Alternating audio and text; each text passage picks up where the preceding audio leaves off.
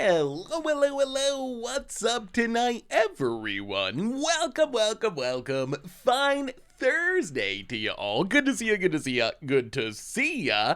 What is up, big dirty red fun dog? Saltazakbot, Paladin, dog, how are you today? Dog, I saw you earlier. Hope all is well. Dr. Chandelar? Dr. Chandelar, how's it going? Long nap, Dragon Loons.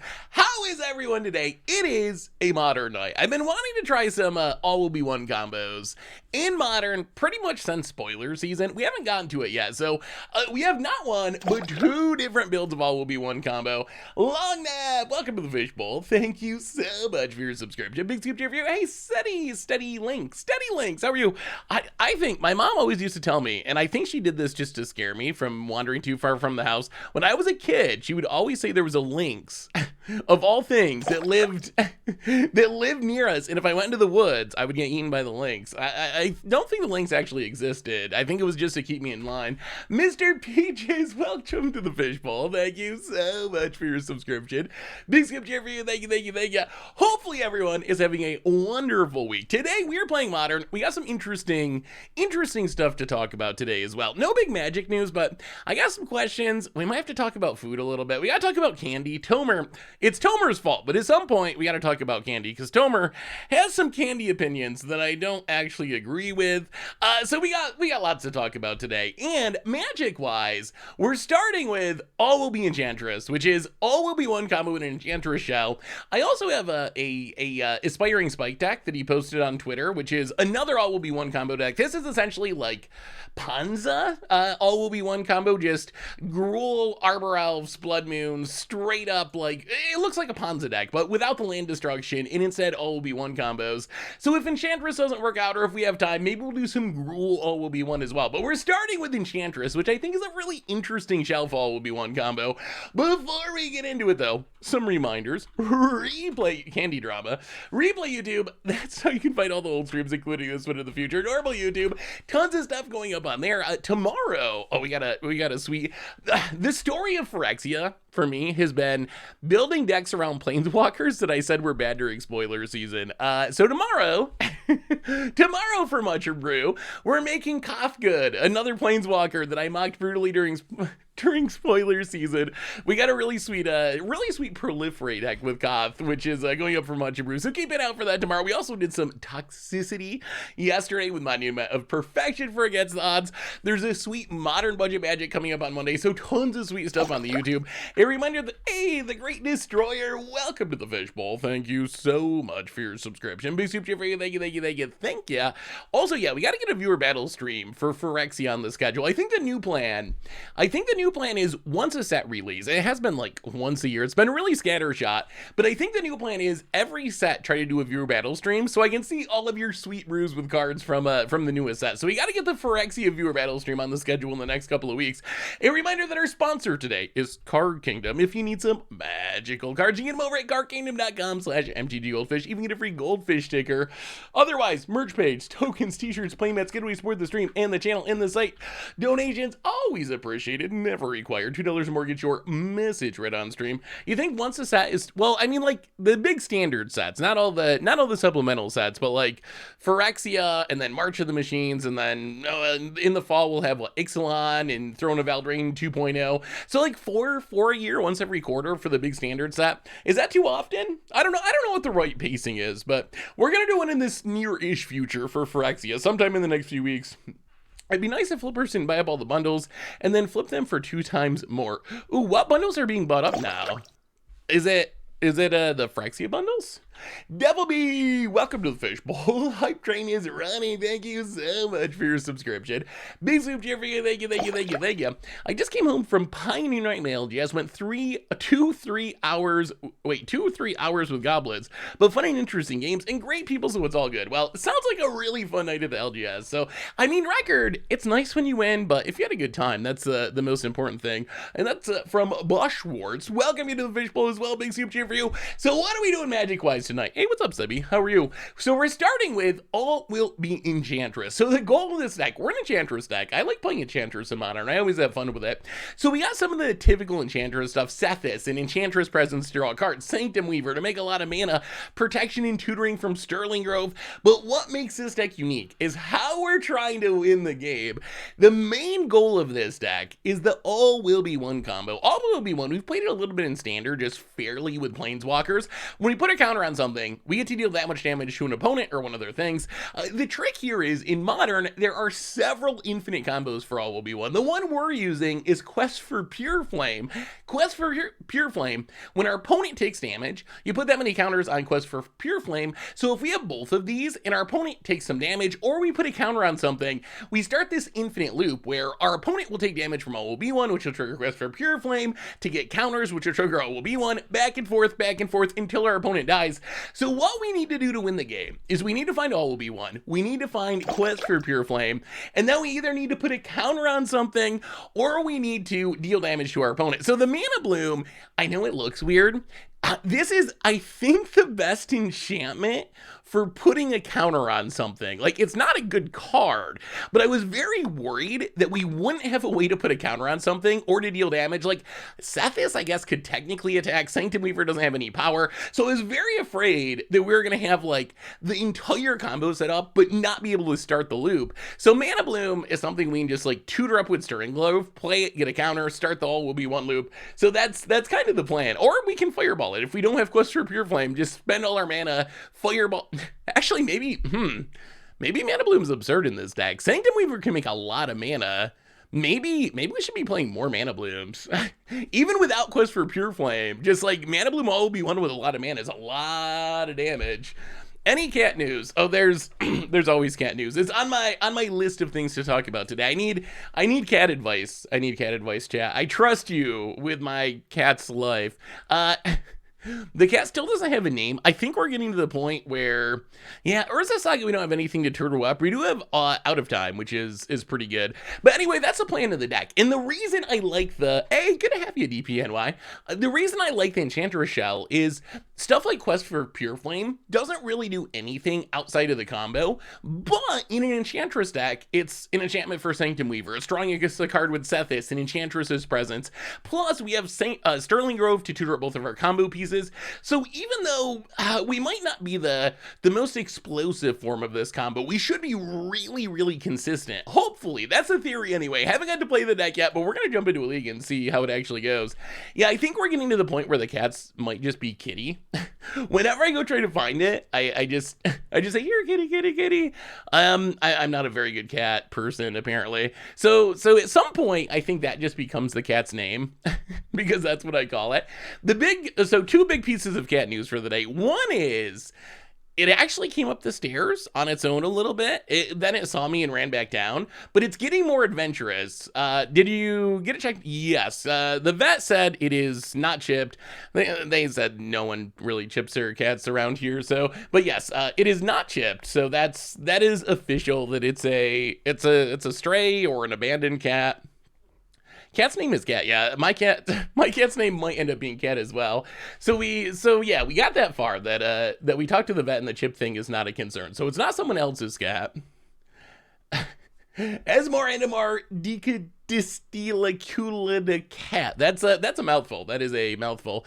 Tiger is a good name. Someone said Honey. Honey I kind of liked because of the coloration of the cat, and Honey Bear is kind of funny. How does Bear like the cat? Bear still hasn't really figured it out. The cat lives in the basement. The bear lives in the upstairs. Bear's like suspicious. He'll like go over to the basement door, and I leave the basement door cracked so the cat can get up if it wants to. He'll like go to the basement door and just like look down there like, what's going on?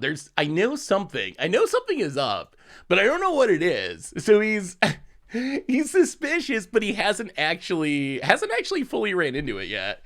So we got to do, I'm trying to let it go naturally. The cat, like, it's adjusting. It's getting more used to its surroundings. It like I said, it actually started to come up the stairs today into the actual upstairs part of the house. So I think it's getting more comfortable with I think it's getting more comfortable with its surroundings. So what I'm hoping happens is a cat gets comfortable enough that it just comes up and they naturally meet, preferably when I'm around. If that doesn't happen in the next week or so, then I think I'm going to actually have to like force the introduction. Because the worst thing that can happen is they meet when I'm not there, I think, and one of them freaks out, and either the cat's like really afraid or bear like eats the cat thinking it's a raccoon. I think they'll get along. The thing with Bear is he doesn't like new things. He's very alert to things that are different, and he doesn't like attack those things, but he does bark and like get scared when there's something that's just like the other day I was doing some cleaning and I just put a garbage bag on the porch outside the front door so I could put it in the trash bin, and it was just sitting there, and I went and got Bear and brought him home. As soon as he saw the garbage bag, just like starts freaking out and barking at the garbage bag, not because it's a threat, just because it's something new. So that's my biggest concern. Hey, what's up, 7 here? How are you? I'm mostly concerned that he's gonna like freak out a little bit, not because he hates cats or anything, but just because it's something new that he hasn't seen before and it's in his house. So, but I think once he gets past the initial shock, it should go well. Is it true that Krim used to go by Not Seth? Is that actually true? I don't know. Maybe that's true. I don't actually remember that, but if Krim said that is true, then it probably is. I still haven't named the kitty. It might just actually be Kitty. Yeah, we'll play first. Ooh, double quest for Pure Flame, but we do have this is fine. I think. Is it? So we have no ramp. We can wait and Enchantress's presence and then draw cards with Quest of Pure Flame. Yeah, we'll try it. It's kind of slow. Kind of slow is a good description of this hand. That might be when you first started making videos on the Goldfish YouTube channel. Because people like before Krim came on the channel, it'd been just me for like years. So it took a little bit of getting used to. I think there were some people that just I guess associated the channel with just me, but that was never like the intent. Like it was never the plan that the Goldfish YouTube channel would be just me. That's just how it turned out because I was the first one doing content. So for a long time it was just me. So I think it was a bit of an adjustment. So that was probably true that people gave him a bit of a hard time about just not being me at first. But I think as time went on, that is improved and is no longer an issue. And we'll get a Stomping Grounds, I guess. Arid Mesa. Well, if our opponent's playing Burn, Solitary can... Oh, Sanctum Weaver. Oh, Sanctum Weaver. Would be so good, but it also just dies. I mean, we gotta run it out, right? We can't not... It's probably gonna die, but we gotta run it out. Yeah, Phil's been a really fun addition. I'm glad that Phil is on the team. He offers, with Commander stuff, he has a unique perspective because he's just new to the format. So Phil has like a perspective that I think some of us might have had a while ago, but we've been playing Commander for too long now. So I think it's really cool to have Phil's perspective, which is one that we otherwise would be kind of missing on the cast, I think. Yeah, Krim, I mean, our personalities are like very different in a lot of ways. The decks we want to play, like our sense of humor, like, ooh, our Mana Bloom. In a lot of ways, we're very different, but at the same time, we both just really love Magic. So in our own way, like, we're very different, but also very similar. Moonfall, welcome to the Fishbowl. Thank you so much for your subscription. Big super for you. Thank you. What's your biggest non-finance MTG regret? Oh. I don't even know if this is a true story, but it's a funny story. What are we just taking a forest? If we take a mountain, we can double quest next turn. Yeah, that's fine. So this was the first I think it was GP Vegas at the time. The first one. So I go to Vegas and I think I destroyed my chances of ever doing Command Zone. So it was like the last day, It was like the last day of Vegas. And if you ever do a big con like Vegas, by the last day, you're just like, you're frazzled, your brain's not working right, you're kind of a zombie wandering around. So I'm walking out of the convention center for the last day, and I walked by Josh from the command zone, and I said, "Oh, hi, Jimmy," and he just looked at me like.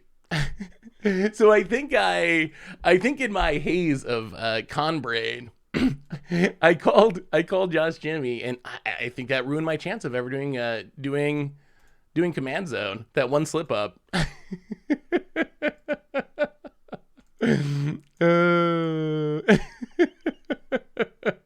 Jimmy Lee Kwai, yeah, exactly. I mean, I'm actually that actually did happen, but I'm joking about the command zone. The story is true, but I don't think I'm actually not doing command zone because of that. Actually, they asked me to do command zone a long time ago, but that was like the pre-webcam era of Saffron Olive content, when I didn't really I'll be one and Quest for Pure Flame. Could use a LAN, but that was in like the pre-webcam era, so I didn't actually do it at the time, just because I wasn't really at the point where I wanted to travel and do live stuff. Yeah, I'm gonna get taken out first. I'm the arch enemy no matter what. Set this for people, everyone. He plays in the free zone. That is, I mean, honestly, I feel so bad. So like when I went to Philly, I played a little bit in the command zone, but I really try to avoid it. At Philly, I tried to do a mixture, because I knew some people would want to meet me, would be in the command zone. Some people wouldn't be. But at one point when I was playing in the command zone, someone came in and said they wanted to get a picture with me, but they didn't have a command zone pass, so they couldn't get into the command zone. So they like stood by the fence and like tried to take a picture across the fence, and it felt so bad. My one big like criticism of these Magic Cons is like, just get rid of the command zone. Get rid of it. Just like let everyone in. Like, don't get rid of it, but like have the ticket let everyone into the command zone. Like, just make that be the default. Like, if you get a ticket to go into Magic Con, everyone gets to play together, because like splitting up the community that way is so awkward. Did it honestly look worth playing in the command zone? So I would say at like, yeah, we're gonna get Archon here. I would say at Vegas, it was probably worth it, just because there was no free play area. At Philly, I wouldn't think it was worth it, but then I said that I didn't think it was worth it. I mean, we do have an answer for this. So we lose Sethis. We discard Quest for Pure Flame. Opponent gets an Archon, but we have On Thin Ice, so we can deal with the Archon. We really just need lands. Lands. That's a forest. Okay. So we're one land. Oh, actually, Mana Bloom. How does this work? How does this card actually work? Enters the battlefield with X charge counters. Remove a charge counter. Add a mana of any color once each turn. At the beginning of your upkeep, if it has no charge counters, return it to its owner's hand. Okay, so we On Thin Ice. Get rid of the Archon. Draw a card. Step 1. There's the land. Archon down. We Mana Bloom. 0 counters. Haha. Combo. Draw a card. So much synergy. Hey, what's up, Jermagello? How are you? And now we can do that every turn. 1 mana, draw a card. Modern is officially broken. We did it. Well, I mean, I guess we kind of need 2 turns. In some ways, I guess we need 2 turns, because we need to actually trigger the All Will Be One. But we can play the All Will Be One. Many of the Archons are gone. The only special thing about Command Zone area, as I can tell, is their staff members to facilitate games if there are people at a pot of... That was the thing I was going to say. So my initial reaction was, the Command Zone doesn't really offer any value, because there was plenty of free play area, so there was just like why spend money to get in the command zone? So I said that on the podcast, and then a couple people said, well, for me, the value of the command zone is there's people walking around to set up pods. So I don't necessarily want to just like walk up to strangers in the command zone and be like, hey, can I play with you? So for me, I got to get in games one after another all weekend without having to do that. And I think that actually, that is a form of value. Like, that's something I think I forget sometimes because I guess I just, as a content creator that people know, there's always people who are wanting to get in games with me, so it's very easy to get into games. But not, if you have any sort of anxiety or don't like dealing with new people, or even just like, I don't know, it can be uncomfortable walking up to, strangers and having a conversation if you don't know them. So that is a value that I had not really considered. Well, if we're ever at the same event, Gianmarcello, find me. Like, usually when I go to events, I just spend the whole weekend jamming as many games with people as possible. Like, that's normally what I do at events. You have a queue. I never get a chance to play with any content creators at Summit. Yeah, it's usually kind of like a unofficial queue that I'll get in a game and then I'll be like, well, like, you can get in the next one and you get in the next one and try to unofficially manage it. Commander is tough because Mana Bloom for 2. Wait, why do we want to do it for 2? Don't we want to? How do we want to do this? I feel like our opponent's going to counter our stuff. We can't win this turn anyway. So let's play. Okay, let's do it this way. Let's play Arid Mesa. Crack Arid Mesa. I don't think we want to just jam All Will Be One into a likely counter. Grab a Plains. Play Sethis. Draw a card. Oh my goodness. Oh my goodness. Well, if our opponent has a counter, this will probably draw it out.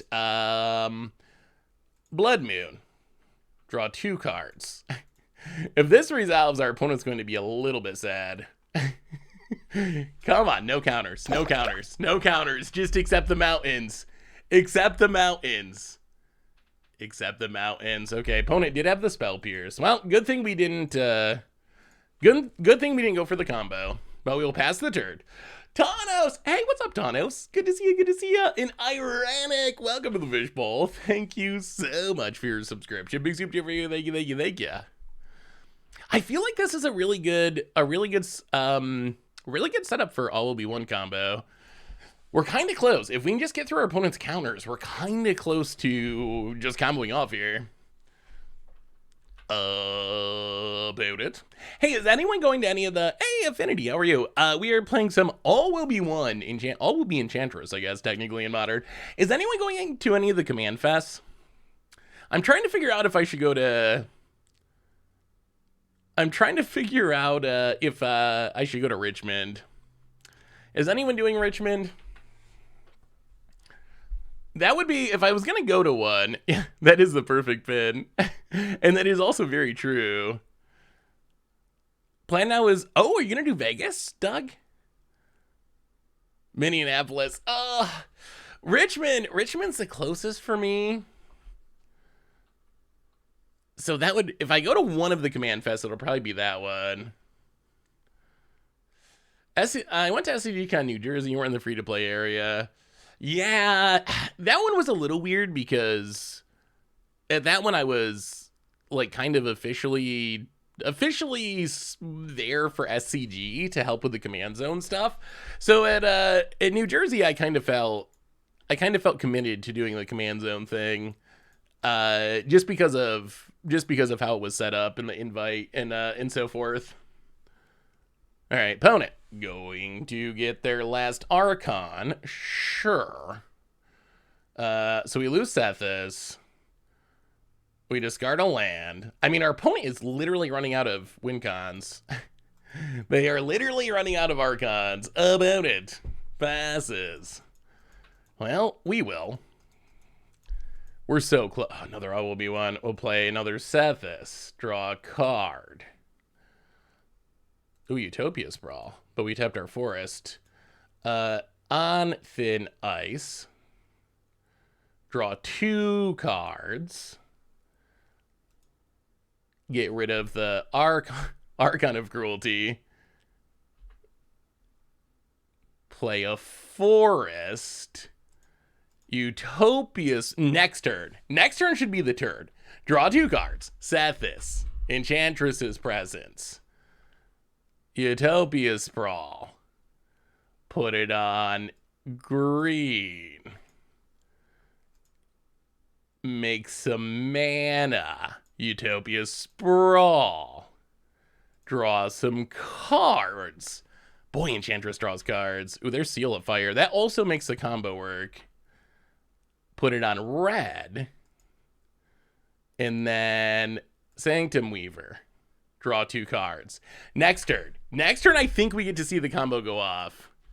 Draw a card. Draw a card.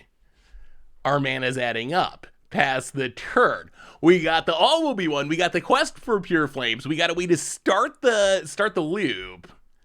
Well, okay. Opponent. Stop killing our stuff. Oh no.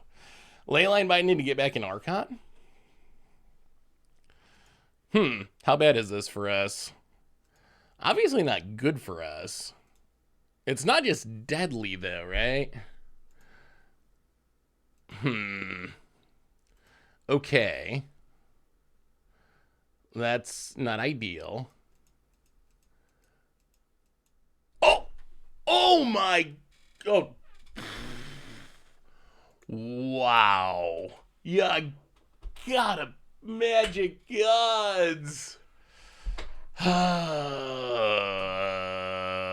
Well, no comboing that game. Oh, double. Oh, that is so unfortunate. Yeah, two Leyline Bindings. Leyline Binding is a card that's had a pretty big impact on Modern, that is for sure. So, well, I mean, we bring in more Blood Moons. That was mostly disappointing because we were, like, actually super close to actually going off there.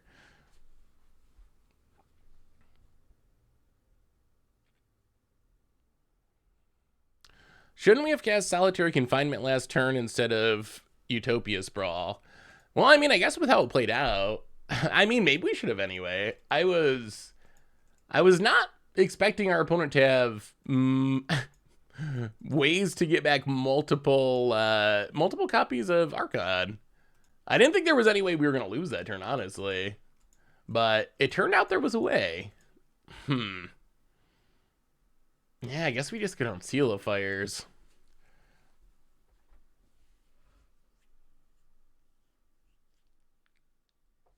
Yeah, I mean, that is a problem with being an Enchantress deck. Like, you are really just playing a sorcery speed. The other problem is we drew, like, 1,000,000% of our deck, and we never found a Sterling Grove. Sterling Grove is a card that just makes all of that impossible, and we never found it. It's one of the most important cards in our deck. This time we have Sterling Grove, although, unfortunately, we don't have any card draw or any combo pieces. About it, Arid Mesa passes. But this does mean that the Sterling Grove does mean that our opponent, well, that's a combo piece. The Sterling Grove does mean that our opponent is not going to be able to do what they did last game. Sterling Grove, go. Do you want a Miram deck? I know you talked about liking her shenanigans. Miram's cool. I'm afraid it's a little too powerful. Playing against it in Historic Brawl has kind of made me think that it's not a deck that people will have fun playing against. And when I'm making paper decks that I'm going to bring with me to events, that's something I try to keep in mind. Like, is it going to be something that other people are going to enjoy playing against as well? So, honestly, Miram, at this point, I don't know if I would actually want a Miram deck for paper. I appreciate the idea, though. But yeah, I mean, the Panharmonicon aspect had me really hyped when it was spoiled, but then after I played against it, I was kind of like, eh. Also, Merkle was a little bit like that, too. Merkle when it was spoiled, I was like super hyped about the play pattern. And then I played it a few times. I was like, I don't actually think I could play this regularly. I have a goldfish challenge for you all. Each build a different Joda the Unifier, but each deck is a different tribe. Ooh, that's a neat idea. We've done that a couple of times with like everyone build around Slivers, everyone build around Atraxa. I think that Joda could be another good addition to that list. We really could use some card draw. Do we have to sack a Sterling Grove to get card draw? Probably. All right, sack a Sterling Grove, get a Sethis. Although Sethis doesn't necessarily get around Archon, but... So we get Sethis, Arid Mesa, crack Arid Mesa. Get it, snow-covered plains. Play Sethis. Play Quest for Pure Flame, draw a card. Well, right back to the Sterling Groves. All right, let's see if we get Archon. Average Fox, welcome to the Fishbowl. Thank you so much for your subscription. Big super for you. Thank you. Leyline Binding to hit the... Oh, and we F6. We could have sacked that. Okay, opponent. Very good at drawing Leyline Bindings. We have learned that amount. Opponent cracks a Scalding Dart. I made a Mimi Jellyfish Tribal deck. The meme is that it's really try hard. Opponent. Oh, Morophon. Giving a commander to every tribe that doesn't have a commander. I mean, the idea of Jellyfish Tribal is cool. Seems it does seem pretty try-hardy. A lot of combos. Oh boy. I'll play the land. Play a Sterling Grove. Enchantress without card draw is always depressing. We're in the depressing stage. Sterling Grove. Pass the turn. Maybe triggering the combo to start is harder than I gave it credit for. Well, we're definitely not F6ing this time. Opponent's gonna draw some cards. Yeah, starting the combo seems hard. Now, what do you think about every tribe having a commander nowadays, but not Centaurs? How are there not Centaurs yet? I mean, I guess the answer would be, don't worry, there'll be a Centaur commander within the next couple of years because literally every tribe is getting one. I actually like that aspect of it. The giving tribes that don't have commanders legends, I think that's really good use of printing cards for commander. I think like the less Morophons we have to play and the more actual like on tribe commanders we have, the better the format is. Like that, I actually really like that aspect of it. The aspect that I don't necessarily like is the like every random standard card has to be a legend for no reason. Like that's the part I dislike. And like random uncommons that have no lore behind them. Those are the cards that make me feel like Wizards is printing too many commanders. Not the... Oh boy, opponent gets in for the beatdowns.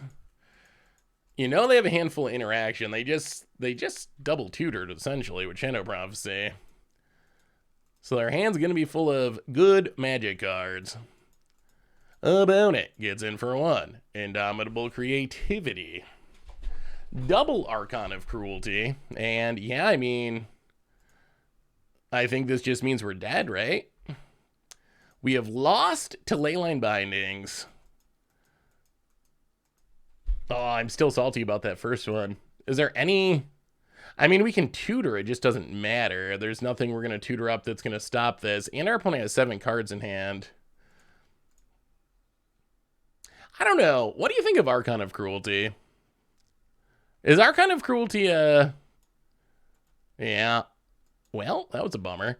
Is Archon of Cruelty like... To me, this feels...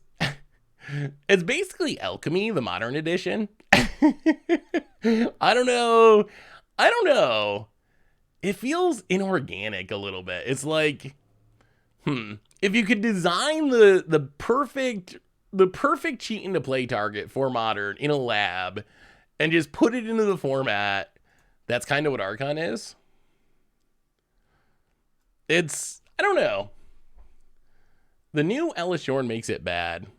I mean, that's true. If you can resolve and keep the new Ellis Shorn on the battlefield against opponent's deck.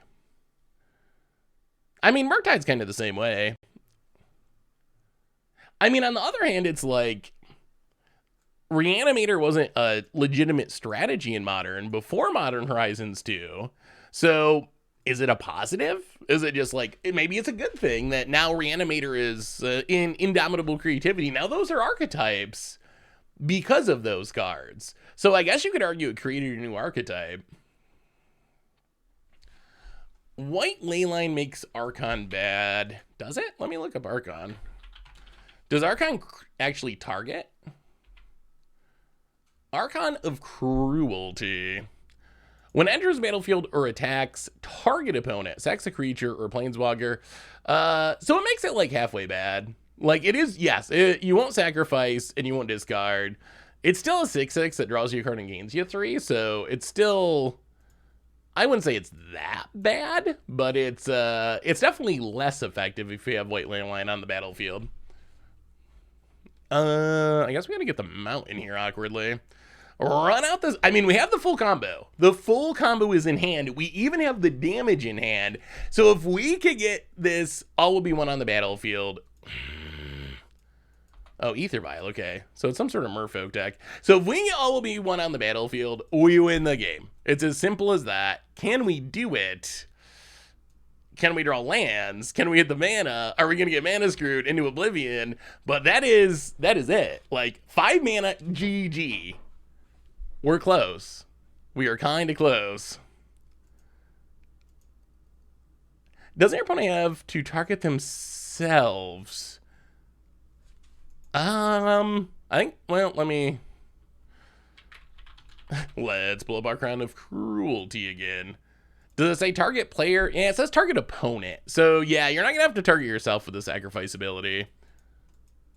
If it said target player, then yes, that would actually, it would actually be pretty funny. Oh, so chat, cat question. Two cat questions. One is, so I went down to where the cat's litter box was, and the cat had done its business next to the litter box instead of in the litter box, even though I'd also been using the litter box. What is, oh no, the manas, oh no. What does that mean? Does that mean the cat hates me? Does that mean I did something wrong? Is it trying to send me a message? Moonas, welcome to the fishbowl. Thank you so much. How often are we supposed to clean out a litter box? I mean, it wasn't like perfectly clean, but it had been like, I don't know, 2 or 3 days. It hadn't been, it's not like it had been weeks or something.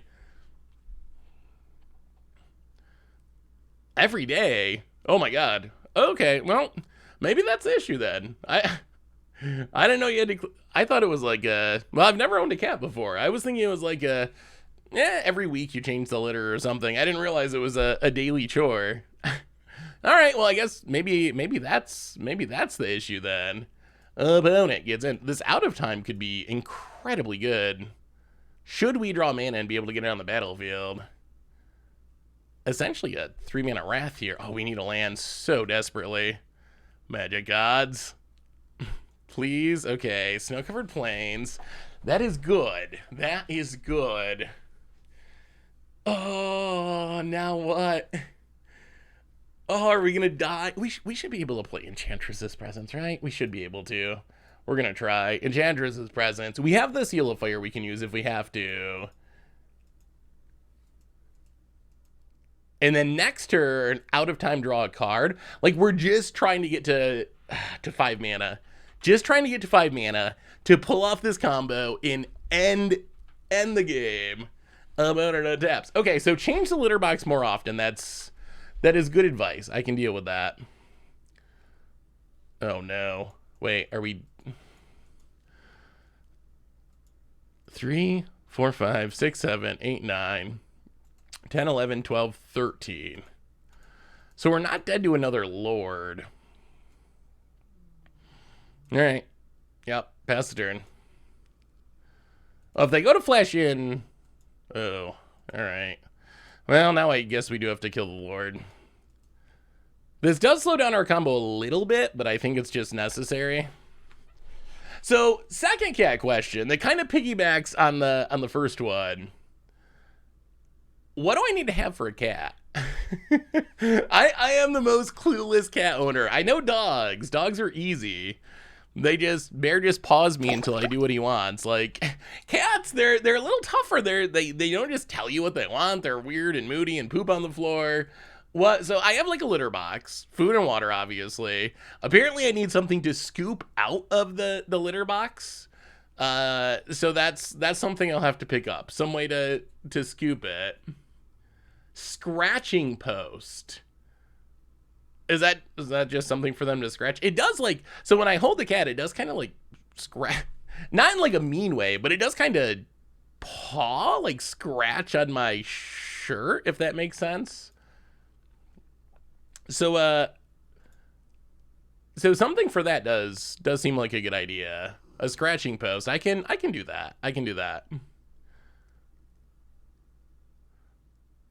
I mean, between the cat scratching my couch and Bear eating my couch, my furniture's just done.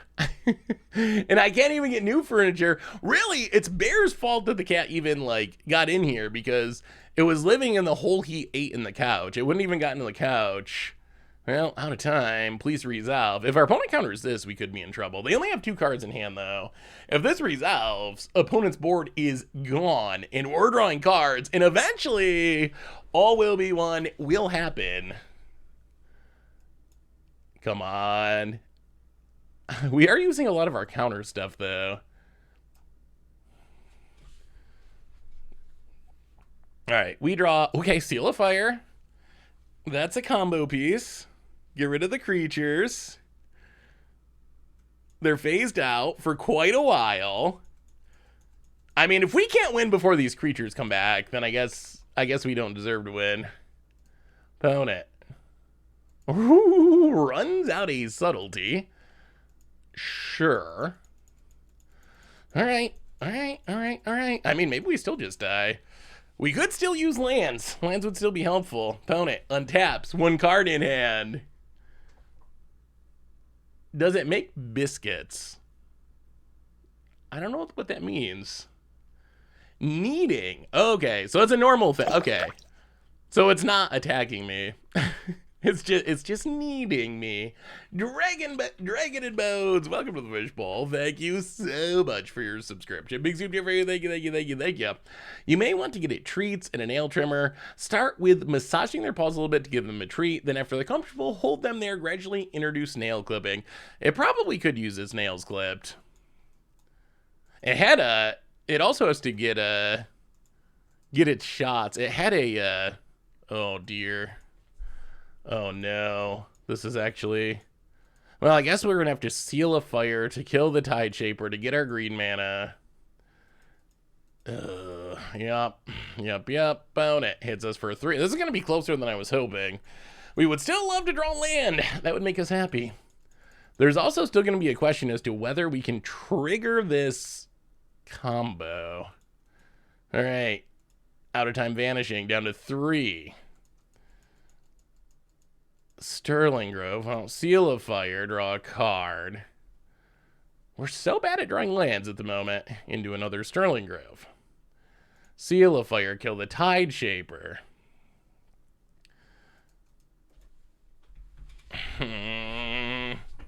Seth's Harvest Hand. Draw a card. Can we please draw land? Oh, nope. Oh, no. Oh, no. Oh, no. Opponent has a Dismember as their last card. Kills our Sethis. How can we not draw a land to save our lives? Oh, we can see the win in hand. We can see it. Hey, what's up, Stone Rain? How are you? Opponent Vile, staying on 3. This out of time is going to run out of time at some point. Oh boy, opponent hits us. Down to 4. Yep. Passes. We vanish the out of time. Please a land. Okay, we will play Sethis. Draw a card. Into a Quest of Pure Flame. Quest of Pure Flame. Draw 2 cards. If we don't hit a land from this, on thin ice.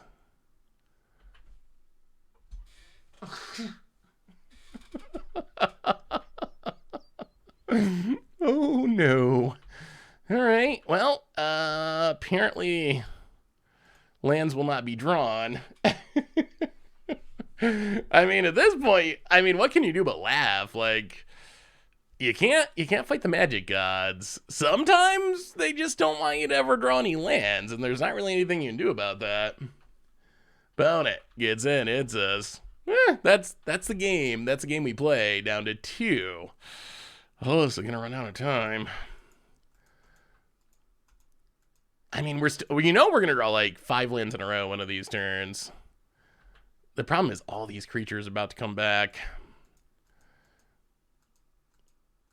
The opponent has an upkeep stop set. Hey! It is a forest. Is it too late to matter? Potentially.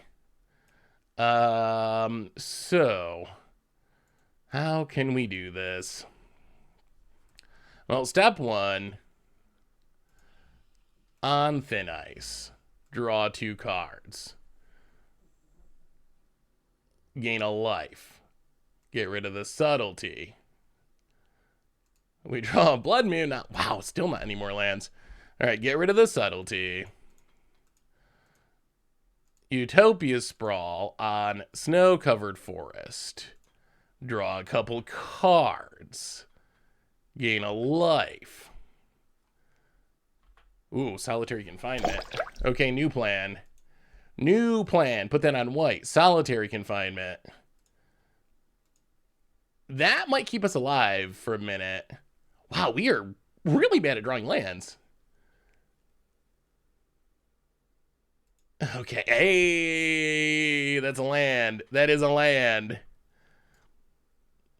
Okay. We might be doing it. We might be doing it. Pass the turn. No attacks. No attacks. We're at 5. We got the Solitary Confinement. We can no longer draw cards, but that's fine. Well, I think we're gonna do it. I think we're gonna do it. Is this the first term of the year without previews or leak cards? I'm sure there's been other ones. So Smith, but it feels like it. Welcome to the Fishbowl. Thank you so much for your subscription. Big soup for you. Thank you. Thank ya. I don't think we could have played the Sprawl, right? Because we only had the 1 forest. So we would have had to tap this 1, 2, 3. I don't think we could have. Discard, and I mean, we're all in on the combo. Discard the Hallowed Haunting. I mean, we can't die unless our opponent gets rid of the... Even with all their stuff coming back, we still can't die with the Solitary Confinement out. Solitary Confinement's ridiculous. Skip your draw step. You have Shroud. Prevent all damage that'll be dealt to you. What do you think about all the magic cards that were in the Texas dump? So... we did discard the Will Be one, didn't we? I was thinking we had 2 of them. I was too focused on cats in the chat. We got the Sterling Grove, so it's fine. We'll just tutor it up. So we will discard a... Well, opponent gets all their stuff back. Hooray. We will discard a land. We will play Sterling Grove. We still need 1 more piece to actually, like, win the game anyway. Sterling. Okay, there's the Seal of Fire. Okay, next turn should be the turn.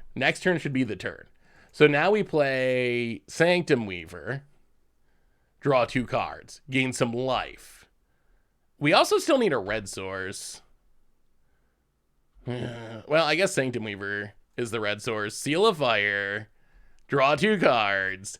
Next turn we got it. Next turn we got it. Unless something unbelievably wrong happens. Gain some life. Seal of Fire. Play the Prismatic Vista. Pass the turn. Discard a Sethis. And we are about to see the combo. We are about to finally see the combo. Discard the Sethis. Opponent untaps. And all will be discarded. Oh, yes. Such a depressing situation for the merfolk.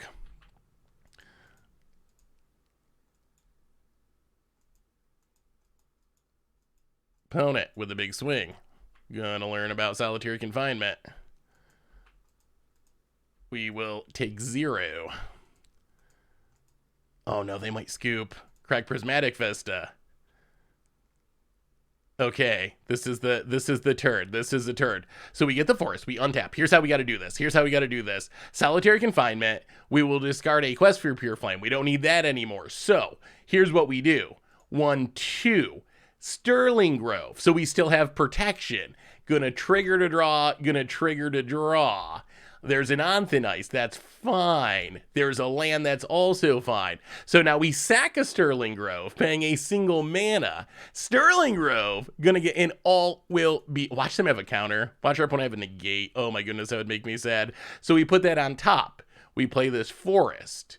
We cast a Utopia Sprawl on the snow-covered forest. We draw, all will be 1.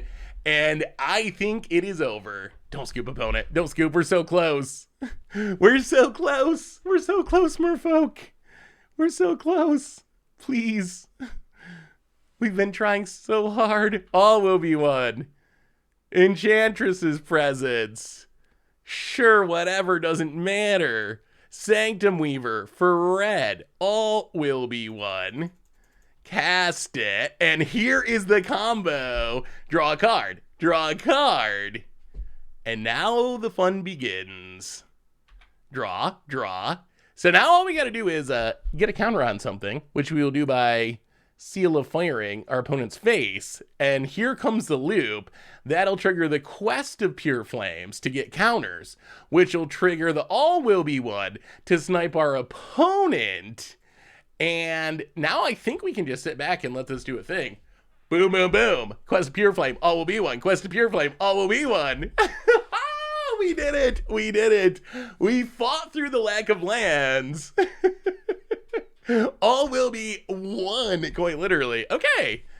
That was pretty sweet. That was pretty sweet. Okay, so it can work. It can actually work. It can actually work. Okay, so cat list. We got the cat list taken care of. Oh, here was the other question I had. I have multiple questions for you, chat. So this is something I've been thinking about. I might do a video on. Yeah, All Will Be 1 is pretty awesome. Ooh, Sphere of Safety is really good against merfolk.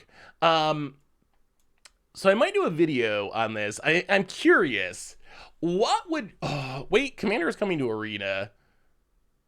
Wait, Commander's coming to Arena? Is that a thing? What are we cutting? Destiny Spinner also seems reasonable. At least a little reasonable. We need Solitary Confinement. Seal of Fire is good. Anthenice is good. Sterling Grove's good. Actually, maybe how many counters can they possibly be playing? So I will say, we talked about last stream. I talked to someone who worked at WotC in Philly, and they didn't say that Commander was coming to Arena, but the thing they said that was different than what I knew from the past was that it was possible, if that makes sense. Like, it is possible that they could actually have Commander on Arena, because I was under the impression, based on something that I think Chris Clay was his name, like the original head guy at Arena when they were first making it. Something he had said was like basically it wasn't possible. Like, yeah, they have the technology. But it actually is like technically possible that could be a thing. So I thought that was a step in the right direction. The thing is though, like, would it really, let's say we wake up tomorrow and Wizards has been working frantically behind the scenes to get Commander onto Arena, and they announce tomorrow, hey, guess what, everyone? Commander's on Arena. As of today, you can play 4 players, you can do the whole thing. Would it be Commander? Honestly, like, would that actually feel like Commander? I'm not sure that it would. Like, because of the card pool. Yeah, that's the exact thing. Like, there's no Soul Ring, there's no Mana Crypt, there's no Mana Vault, there's no read off a list of busted cards that are in Commander and are like iconic in Commander. It would be like 4-player brawl, like essentially. If Commander showed up tomorrow, it would essentially be 4-player brawl, 4-player historic brawl. That would still be sweet. Like, yes, there was a couple of slight changes, but that deck list is like 99% of what we're playing. We added the Mana Bloom at the last minute and changed maybe 1 land, but well, Windswept Heath and crack it. Oh, you know what's awkward is our opponent can turn our forest into a non-forest and make this Utopia Sprawl fall off, but land Utopia Sprawl on probably red. Brawl is already, well, so it's Brawl is 1v1. That's the biggest difference. Like Commander, wait, 4-player Brawl is a no. Okay, so no. Just so it's very clear, random conversation with someone at GP at MagicCon Philly who works for WotC. They did not say that Commander is coming to Arena. They did not say that 4-player Brawl was coming to Arena. What they said, the conversation went in a direction where I said something like, "Oh, it's impossible to add Commander to Arena." Like Chris Clay said, it just wasn't possible. And the person said, "Well, I don't think that's really true. I think that was more like expectation setting. Like that sets the expectation and gives, time for people to figure things out. So I don't think it's true that it's impossible for Commander to come to Arena. Like, so it was not that it's coming, that 4 players on the way, nothing even close to that. So that if that's unless there's something else that's been posted that I have not seen, that you're talking about, that is what that conversation was. So it was definitely not, oh, don't worry, like Commander's on its way or 4-player Brawl's on the way. It's not completely impossible. And that original statement about how it was impossible, I don't think it was meant to be literal as much as expectation setting as the client's getting going.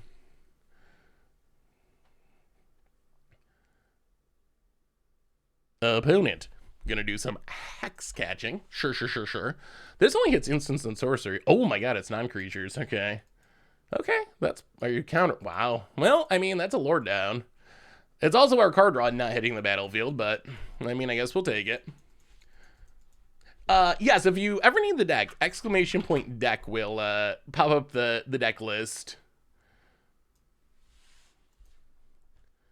Have you read the card, Seth? Wait, what card? This card? I just did, as it countered my spell. I think there was a Hasbro CEO that said they want to focus on multiplayer for Arena relatively recently. I mean, it would make sense, like from Hasbro's perspective. Commander's super popular. Having that on your new digital client seems like a win. So, I mean, I wouldn't be surprised if they were working on it. Although, I mean, I think it would still be a big deal. Like, let's say there was 4-player Brawl. I think people would still be really hyped about that. It would take, like, we talk about it being very hard to get Modern onto Arena, just like the amount of cards that you would have to add to get Modern onto Arena. That would be doubly, triply true of getting Commander. Like, the amount of cards that you would need to literally make all the Commander decks is immense. Like it is it is a huge, huge, huge list of cards. So I think if we got 4-player Brawl, that would be super exciting.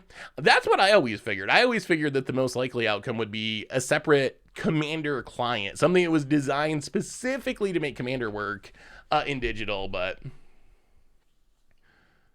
the only thing that makes me nervous about that is in the history of Wizards Digital. Hey, what's up, YOLO? How are you?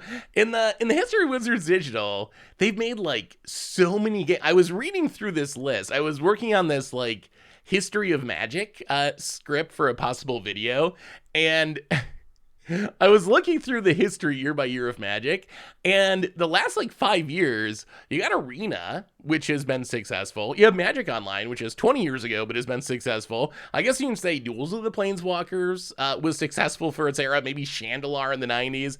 But really, the last few years, it reads like a graveyard of games that I didn't even know existed. There's so many like, hey, we tried to make this MMO, or we tried to make this, and it was like, someone made it for us and it was up for 6 months and then we took it down because no one played it. Like, there's a lot of those. The things that are not actually playing the game of Magic with cards, but is related to Magic, those fail like every single time. We have not seen a single one of those take off.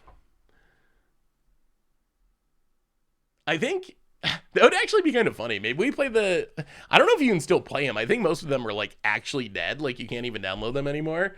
But that would be kind of funny. Okay, so question chat. This was a question I was trying to ask before I got distracted. So, biggest color pie breaks in Magic. What would be your pick for the biggest color pie break? Chandelar is actually super cool. Chandelar is a really fun game. About it. I don't think that works, right? This should still be a snow island, I think. We'll see. Hey, got handing out life lessons about land types. It is a basic snowland plains island.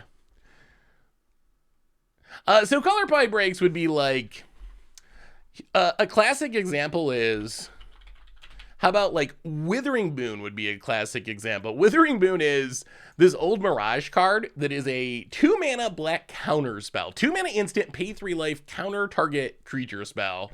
That is, black doesn't get counter spells. So the fact that this black counter spell exists would be a color pie break, because black normally wouldn't get counter spells. Another classic example is Psionic Blast. A blue burn spell, 3 mana, 4 damage to any target. You also take 2 damage, but it's just a straight up 3 mana, 4 damage blue burn spell. Blue doesn't get direct damage burn spells, but for some reason it has Psionic Blast. So cards like that, those would be considered color pie breaks. Or white counter spells, green like Hornet Sting, Mana Tithe. Yeah, Mana Tithe would be considered a color pie break. Black enchantment removal would be a modern version, or like Raven form is one that people bring up. Blue being able to exile an artifact or a creature, I believe, is the actual wording on it. That would be another one. Actually, like Phyrexian Ingester is another one people bring up. That's like the big blue creature, the ETB can exile stuff, because blue just shouldn't be able to exile creatures. It hasn't been able to do it. I do wonder, like, so let's say I do a video about color pie breaks. I argue that Unholy Heat is a color pie break. I like that pick, Reverend Bacon. I argue that it's hard removal and red doesn't get hard removal because it deals so much damage. On the other hand, like, you can argue it deals damage and red's dealing damage. I think that's like such an interesting philosophical discussion, actually. Like, is Unholy Heat a red spell? Like, as far as color identity purposes or whatever, is it a red spell because it says damage, or is it not a red spell because it's essentially hard removal? If there was 1 mana deal 1,000,000 damage to a creature, is that a red card because it says deal damage, or is that actually a black card or a white card because it hard removes anything for 1 mana? Interesting conversation.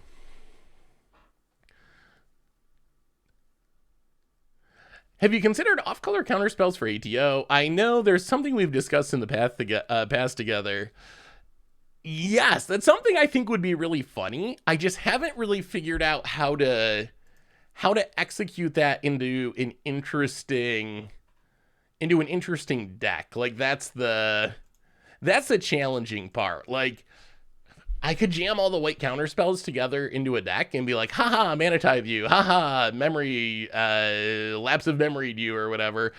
But would it actually be like, how do I make that into a interesting gameplay that people want to watch? Like that's the thing I haven't cracked yet. So I think we will likely get to that at some point, but I haven't cracked the how to make it interesting part yet. Ooh, solitary confinement. I don't even think we want to play solitary confinement yet. I think it's a little early. We will Mana Bloom for 1, just to draw a card. I wonder if Mana Bloom's actually good in Enchantress. Just 1 mana, draw a card every turn, trigger all your stuff. Actually doesn't seem that bad. Oh, another land. Okay. Sanctum Weaver, draw a card. Oh, another land. All right. Well, we will pass the turn. Thankfully, we're not taking too much damage yet. I'd be happy to help with building the deck if you like. Well, if you have an idea, Stone Rain, definitely let me know. The thing I would be trying to avoid is just like, I'm not sure that I'm a control deck, but my counter spells are white instead of blue. I don't know if that would make for an entertaining against the odds episode. I feel like the title's really good. The like, I'm playing all the white counter spells. It's a really cool gimmicky title, but how do I make the deck be as enjoyable to watch as that title is? That's the thing I gotta try to crack, essentially. Do I still consider Feed the Swarm a horrible color pie break? Personally, I do. I will readily admit that I might just be a boomer when it comes to Black's color identity or Black's color pie. I will totally admit that I could very well be wrong, but personally, yes, I do consider that to be a color pie break still. I don't think Black should be able to destroy, they shouldn't be able to destroy enchantments. No. Cheating. I consider it cheating. It's actually just cheating. Oh my goodness. Oh my goodness. Oh my goodness. Okay. Crack this. Oh, we're getting low on life.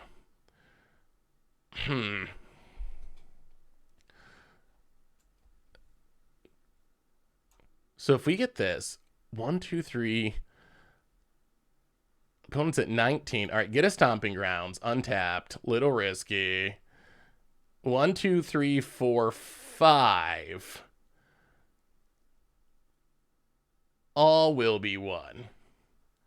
Draw a card. It's a Windswept Heath. Green manas.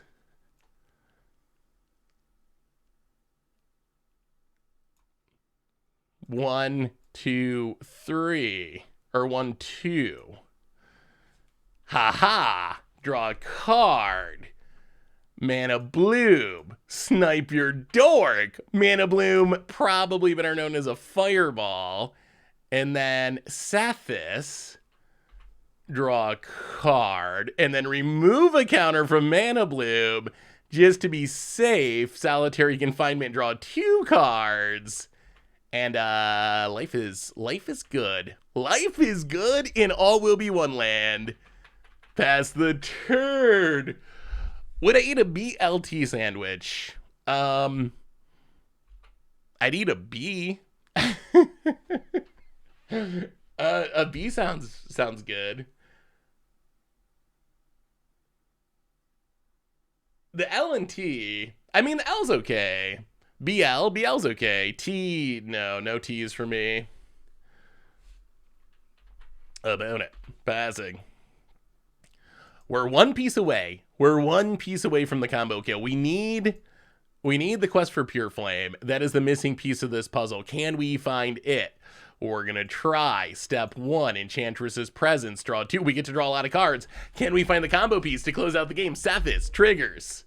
It's a Sanctum Weaver. Enchantress Presence triggers. It's an Enchantress's Presence. We will not complain about more card draw. We will cast even more card draw. Enchantress's Presence. Draw 3 cards. Where's that quest for Pure Flame? Where's that quest for Pure Flame? Come on, deck. Come on, deck. Sathis. Horizon Canopy. Sathis. Well, play the land. Legend rules some Sethises. This is our last shot this turn because we're running out of mana. Draw. Quest for Pure Flame. I think that does it. That should do it. That is all will be won. Yes. Oh, so good. Okay, so we legend rule ourselves. Sure. Then we will tap this for some red. Actually, we don't even need to. We'll just remove this counter. Quest for Pure Flame.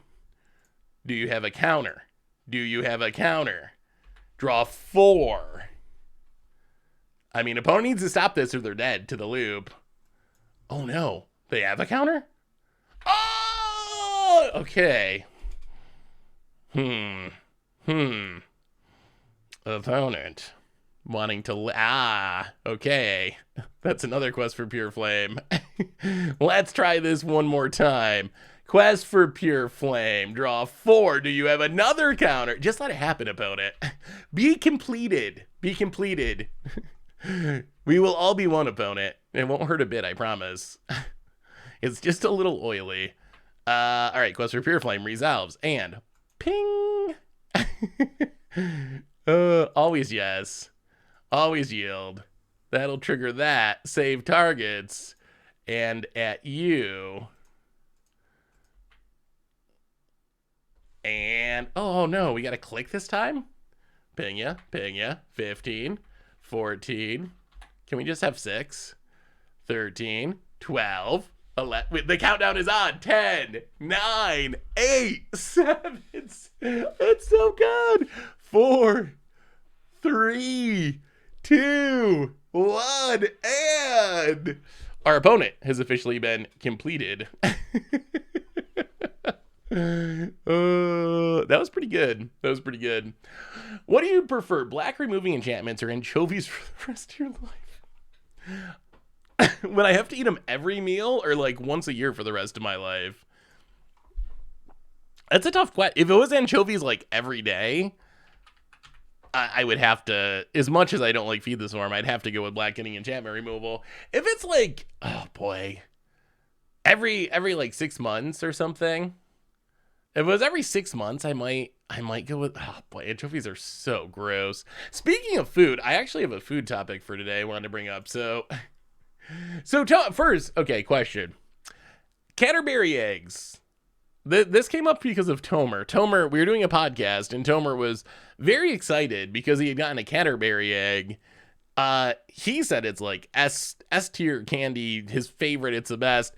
Both Richard and I were like, probably C tier, like not very good. What do you think of Cadbury eggs? Like what tier would you put Cadbury eggs as far as candies are concerned?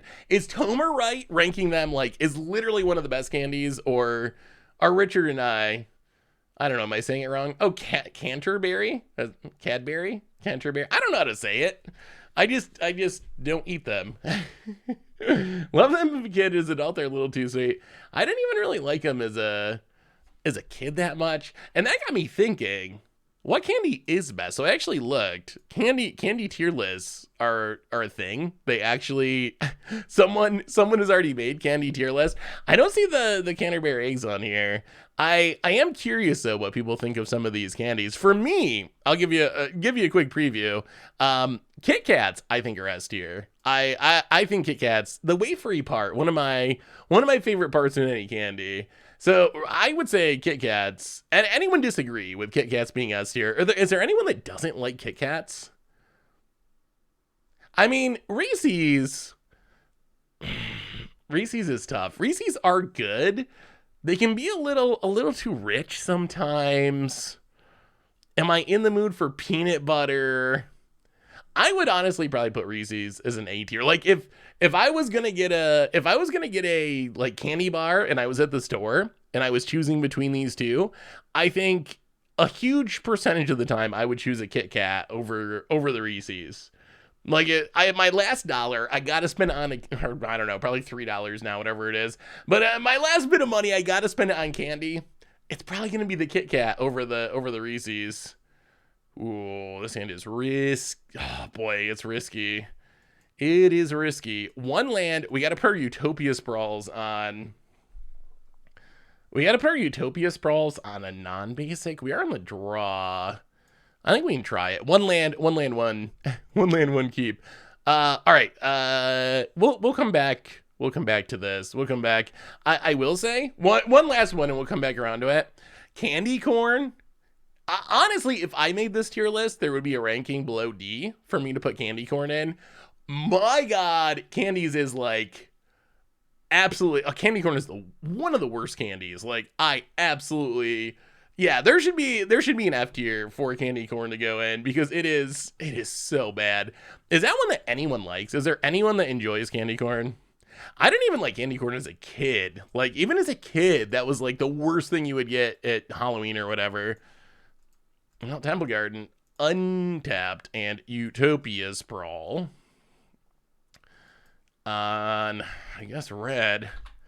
Where's our manas? Where's our manas? Oh, so there's good candy corn to go along with the bad candy. My goal is, by the time this stream is over, we're going to have this entire tier list done. So don't let me forget. In between matches, we're going to fill out all this because I'm curious. My wife likes them and I won't kiss her with the breath. That candy corn breath.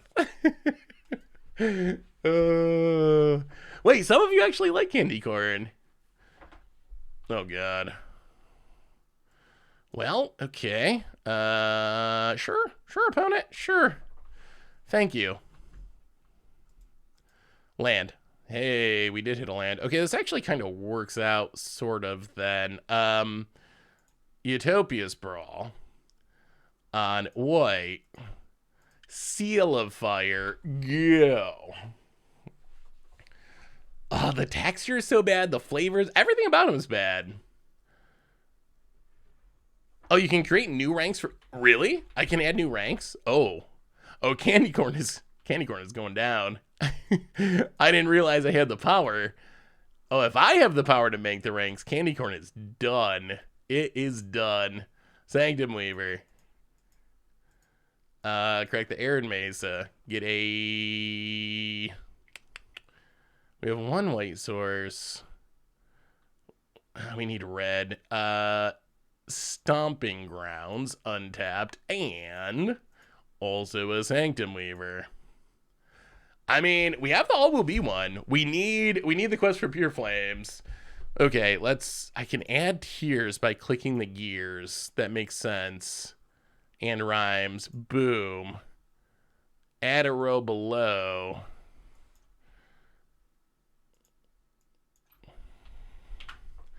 Probably just one F. It might go even lower. We'll have to see what else ends up in the F tier. But candy corn is going to be at the very bottom. I know that. Opponent going to kill all of our... Oh, it's another Archon deck. Hi. I don't know if this Archon matchup is good for us. I feel like it's not. Opponent, Ren.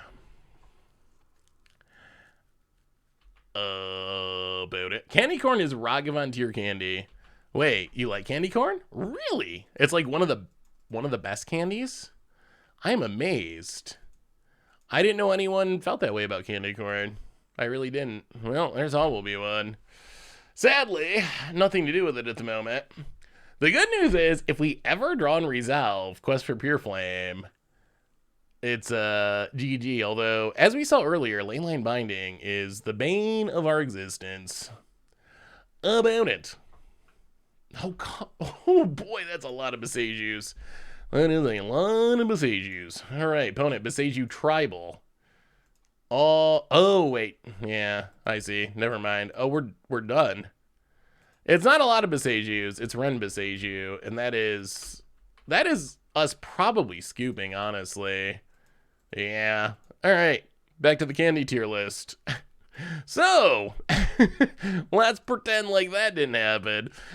So candy corn, definitely way down at the bottom. What is this candy? Can anyone... I don't know what that is. That picture's kind of small. What is this one? Yeah, I mean, they can just do that every turn. Oh, warheads? Okay, I know what warheads are. Probably C tier, I guess. They're like, well, I don't know. I wouldn't go out of my way for them, but they're not like horrible for a sour candy. I actually think Reese's Pieces or Reese's Pieces are like way worse than actual Reese's. And other candies that come in like small little bits. Like, why would you get Reese's Pieces? You could get M&Ms, you could get Skittles. There's many other candies in that shape that are just like so much better than Reese's Pieces. So that, I think Reese's also goes in C tier. Like pretty easily in C tier.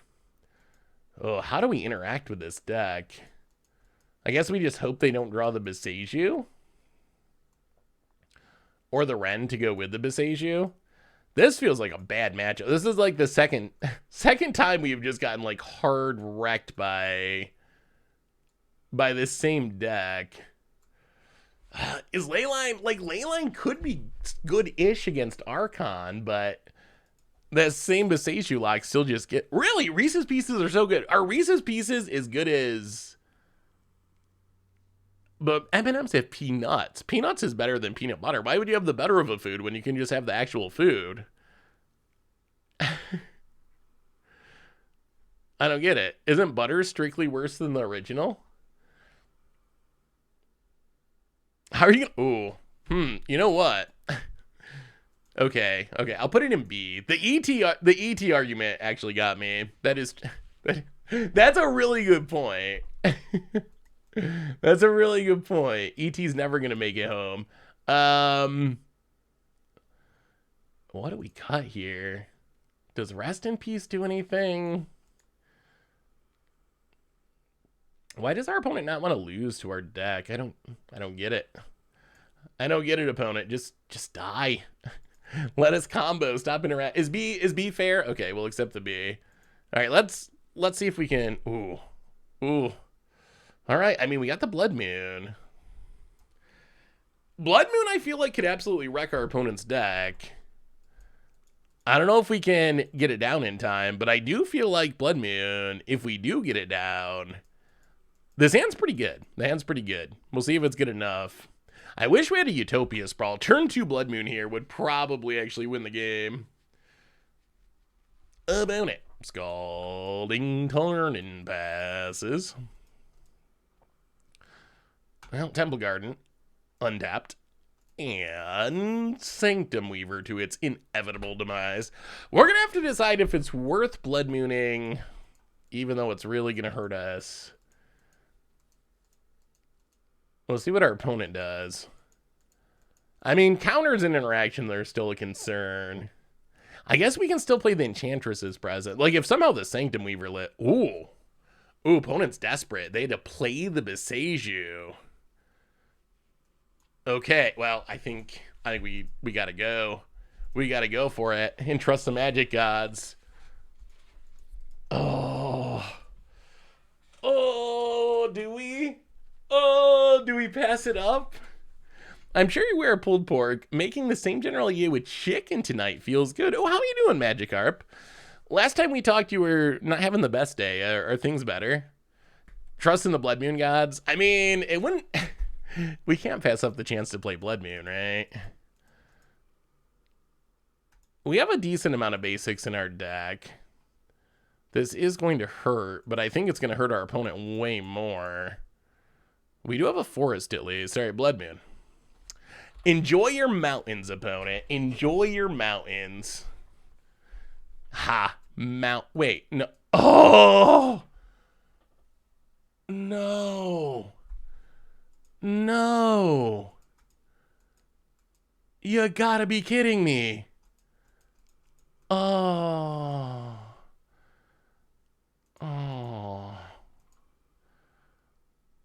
Oh. All right. Well, GG.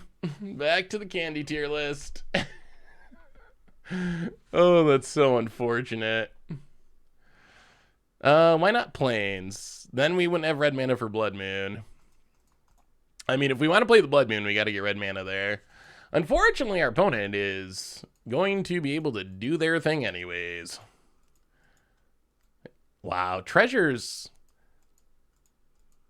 Treasures. Treasures.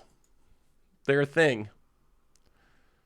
Couldn't you on thin ice with Utopia Sprawl? No.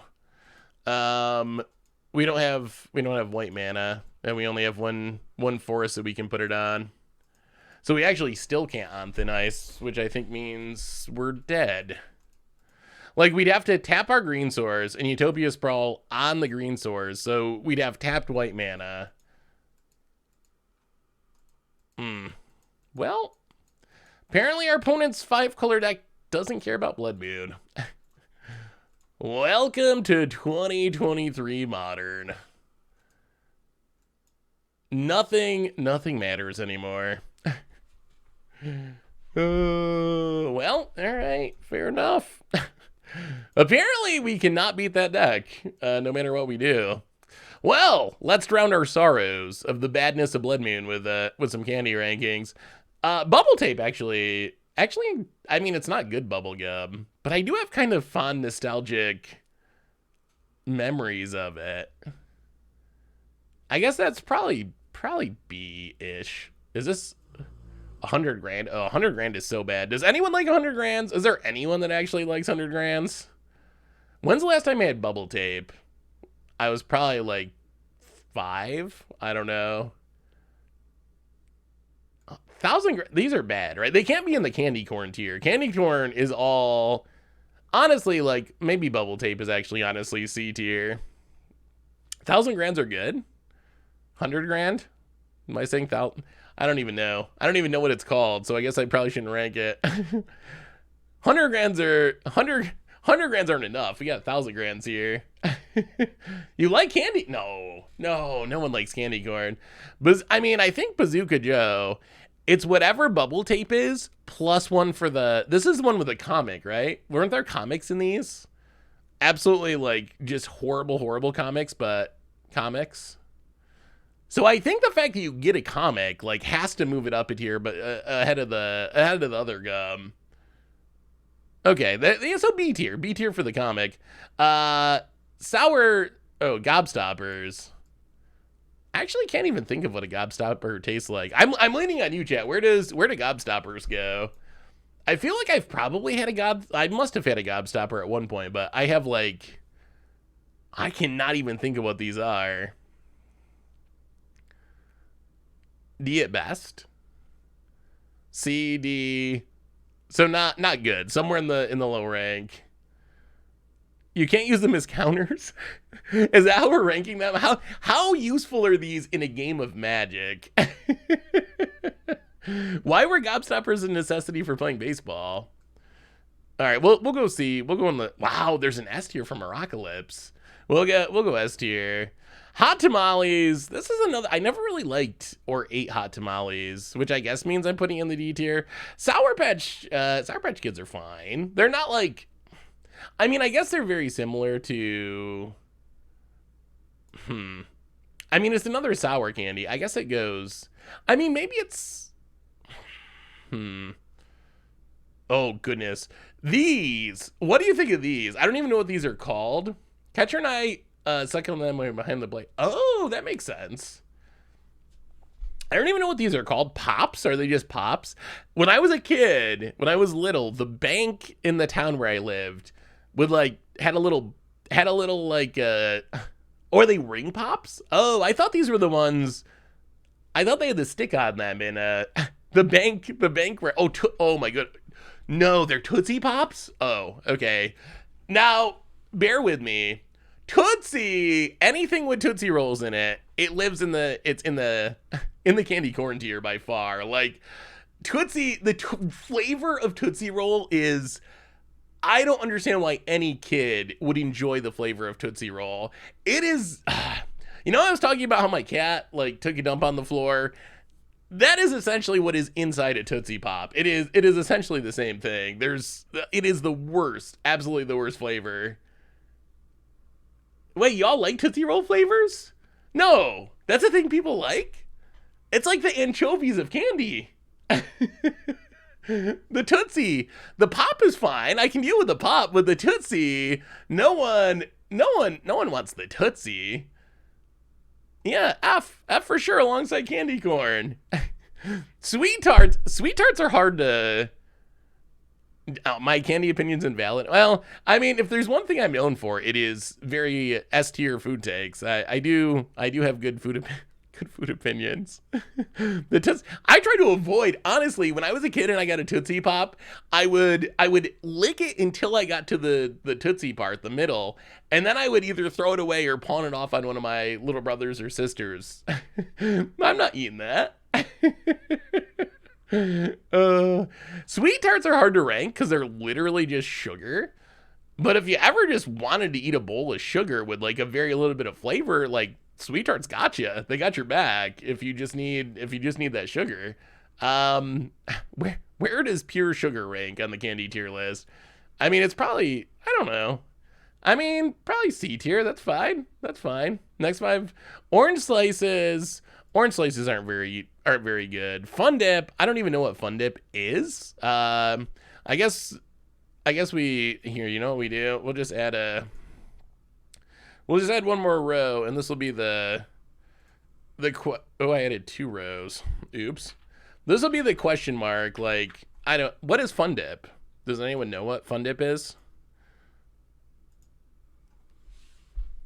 Should I know what Fun Dip is? Is that like so kids can pretend they're chewing on tobacco? Is it that stuff? Oh, it's literally sugar that you dip a stick in. So it's like Sweet Tarts, but with extra work. Okay, you've convinced me. We'll put it behind the Sweet Tarts, because who wants to use a stick with their candy? Not me. We should probably play a little more Magic though. All right, we're getting there. We're getting through this tier list. We're doing it. See, my food. You know what? Actually, one more before we go back to Magic. I see this Hershey bar down here. I can't put it in the candy corn tier, but of the barred candies, Hershey bar is like the worst. My goodness, I absolutely hate Hershey bars. I don't really like chocolate. Like, I don't really like. Why would I want just a bar of chocolate? Like, who?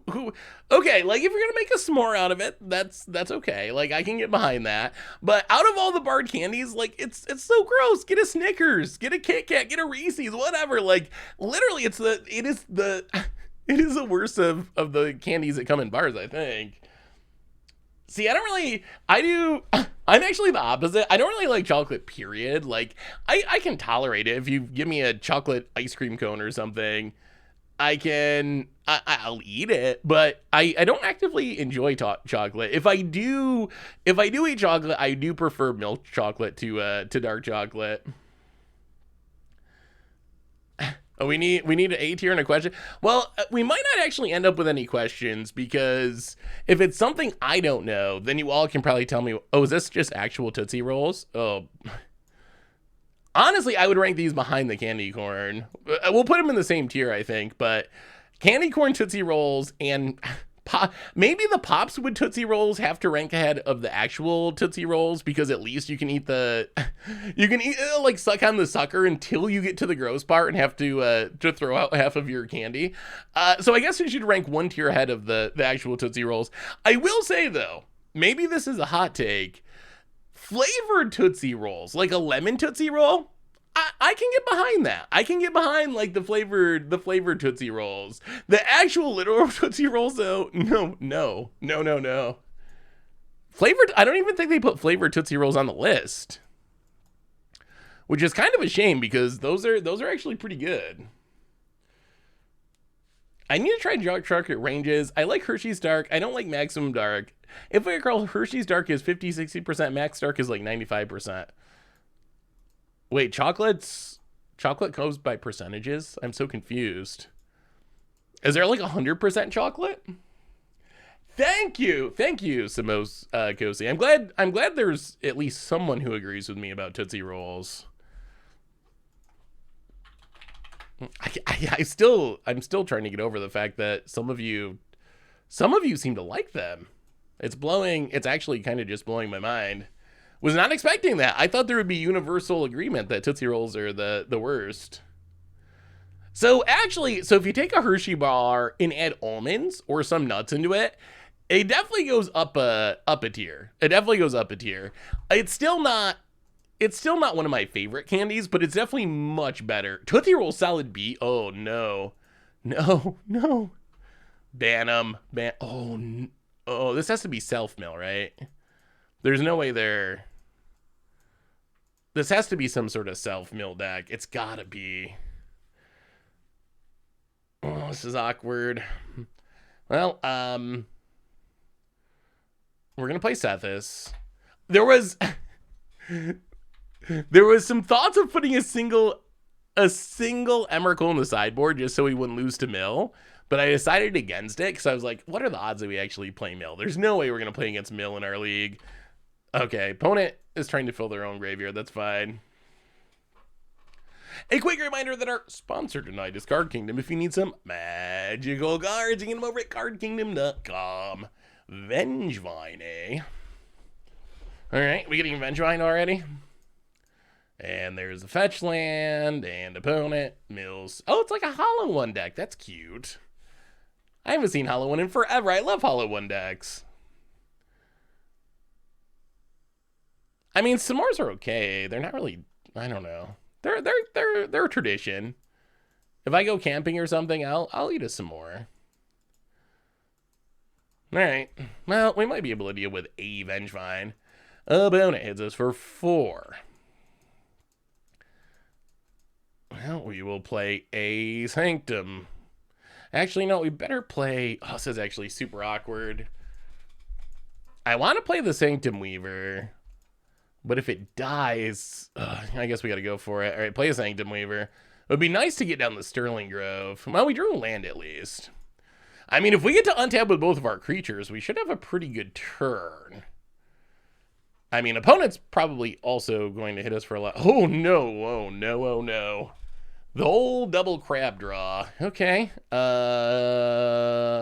This is nightmarish. Another Vengevine. And... okay.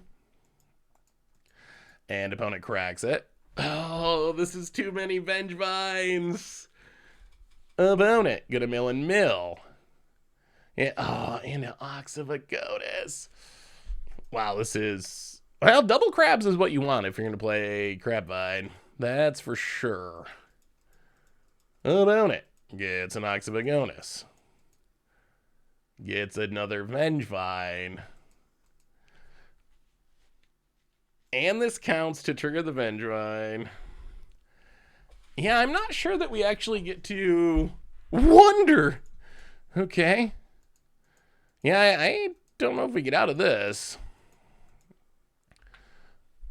We need to draw our... okay, is there a way we can do this? 1, 2, 3, 4, 5... I don't think so. We need to play Sterling Grove. Sack Sterling Grove. The fact that this triggers on cast is actually bad.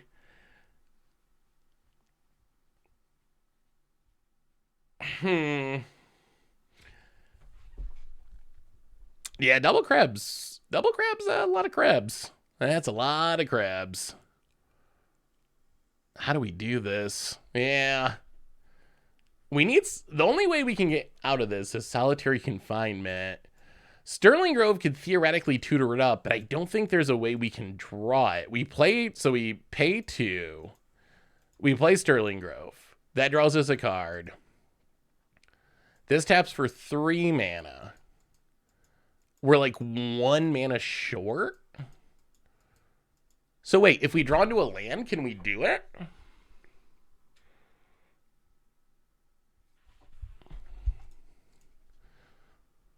Actually, no, we need... okay, 1, 2, 3, 4, 5, 6, 7. 1, 2, 3, 4, 5, 6, 7. Okay, this might, well, let's see if I can do this right. This might actually work. So 1, 2, play Sterling Grove, draw a card. Oh, are we gonna, well, I guess we gotta draw land for any of this to matter. So Sterling Grove comes down. We draw Stomping Grounds. That's actually not a color of land that helps.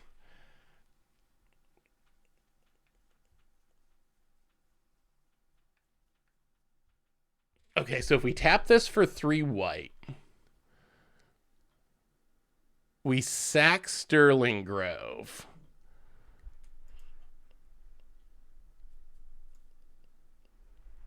To get solitary confinement.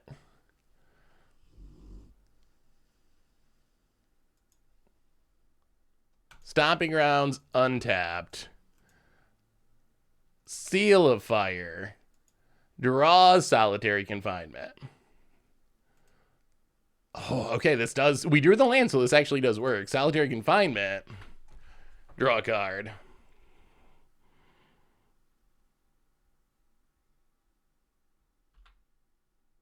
And yeah, I guess we just pass. All right. I mean, we might be good. We might be good. We found a way. Solitary confinement. Sort of maybe keeping us alive-ish. We also have double Enchantress's presence in hand, which is pretty big. Yeah, we'll see. I mean, they could have Beseiju, that's for sure. Beseiju is an actual risk.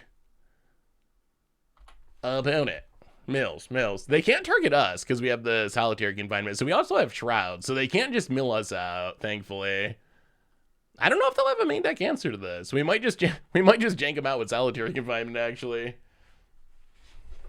Yes, solitary confinement. We have Shroud, and all damage to us is prevented. Bring it, Vengevines. Bring it, Ox. Bring it, Blazing Rootwalla. We'll take the big 0. Opponent passes. Well, we will discard a Quest for Pure Flame. We will play a Enchantress's Presence, draw a card. And opponent scoops it up. Wow. Opponent had a ridiculous Crabvine start. Like, straight up ridiculous. And we survived. We survived and we thrived. Yeah, I mean, a lot of people attack into solitary confinement the first time. I don't know if it's because they don't know what it does, or if it's like, maybe Moto's bugged. Like, maybe Moto's bugged. Maybe I get a freebie by just like swinging into this. All right, we'll go down the Blood Moon. I mean, is On Thin Ice actually even good? I guess it answers crabs. We really want the Blood Moon. Like, Blood Moon is that's a bit, or not the, no, we don't want Blood Moon. We really want, we really want the Rest in Peace. Like, Rest in Peace is the big one. If we draw the Rest in Peace, our opponent's going to have a tough day. When you have to hardcast your Vengevines, it's pretty bad. Yeah, we're playing All Will Be One Enchantress. This is infinite combo Enchantress. So far, we've done good against everything except Archon, which we've played twice. Yeah, I mean, there's no cost to attacking, so I guess there's really no reason not to. Maybe we go on like one quest to Pure Flame. We'll find the combo eventually. In one, so we want to kill the crabs. We need our backup plan. Out of time seems fine. Maybe the Mana Bloom. Let's try it like that. All right, Turbo. Oh, our opponent's already here. All right, one Turbo ranking. Where's the easy one? Where's the easy one?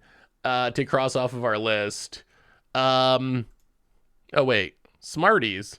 Smarties are basically Sweet Tarts but smaller. Boom, B tier. Same tier. Actually, is there Snickers? Okay, Snickers. You're probably expecting some hot take, me to tell you how Snickers are horrible, like Hershey bars are horrible or whatever. Actually, that's not true. Snickers, they go up here with Kit Kats. Like, Snickers, Kit Kats, It's in the list. If I was actually in the shopping line trying to get a candy bar, it's in the conversation alongside Kit Kats of something that I might actually get. Very, very, very, very, very good. The combination. I don't even like caramels or whatever, but just the combination of the peanuts and a little bit of chocolate, like that's for me. That's the right amount of chocolate. Just pure chocolate like Hershey's. That's another story. Huh. I mean, this is a okay. I mean, kill the crab. You know what? We're gonna keep this. We can kill the crab. Sterling Grove at some point can get us a rest in peace. No card draw, but even just being able to kill the crab should really slow our opponent down. Okay, or mate. Wow, who knows what'll happen? Things. And that's a hollow one. Vengevine and Oxyvagonus in the graveyard. Ouch. Ouch, ouch, ouch. Well, Arid Mesa. Crack Arid Mesa. Grab a Sacred Foundry. And Seal of Fire. Go. Boy, it's been a long time since I've seen Burning Inquiry into Hollow One. Oh, not again. Well, okay, we lost our Sterling Groves. Opponent got another Ox. Well, let's see. Oh, they drew another hollow one. Okay. Yeah. Opponent hits us with another hollow one. Well, Snow-Covered Forest and Sanctum Weaver. If we can get the Sphere of Safety down next turn, we might be safe. Opponent's only got one land. They kept the one land. Inzil Neonate. And I'm not gonna sack. Okay. Opponent goes to combat. Opponent hits us. Sure. We will take it. But the beats are about to stop. They are about to stop. Oh, and that's all will be 1/2. Prismatic Vesta. Crack Prismatic Vesta. Snow-Covered Plains. 1, 2, 3, 4, and 5. Sphere of Safety. Go. Whew. Okay. Opponent is not going to be able to attack us, at least, until they deal with this sphere. And we have the all will be one. Opponent's going to sack. Discards a Vengevine. Getting a little desperate. Steam Vent's untapped. Uh-oh.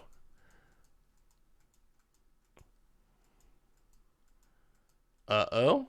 What is this? Oh, Ox from the graveyard? Okay. That's fine. That's fine. So opponent gets an Ox, discards some cards. We're actually not that far away from comboing. We need the Quest of Pure Flame. Enchantress's Presence. Well, play Sethis. Play Enchantress's Presence. Draw a card, gain a life. Arid Mesa. Crack it. Snow-Covered Mountain. Enchantress's Presence. Draw 2 cards. Ooh, out of time's kind of spicy. Well, pass the turn. If our opponent can find a way to deal with the Sphere of Safety, they also deal with us. Opponent finds another land, cracks another land. Uh-oh. Is this an answer to Sphere of Safety? Burning Inquiry. Okay, who knows what'll happen. There goes our all will be one. Opponent gets a Blazing Root Walla. Sure. I mean, can you kill the sphere? Okay. More things. I mean, our opponent's making a very big board. The big board just can't do anything. I don't even know if we want it out of time here. Oh my god, another Sanctum Weaver. Well, 1 and 2. Sanctum Weaver. Draw a few Magic the Gathering cards.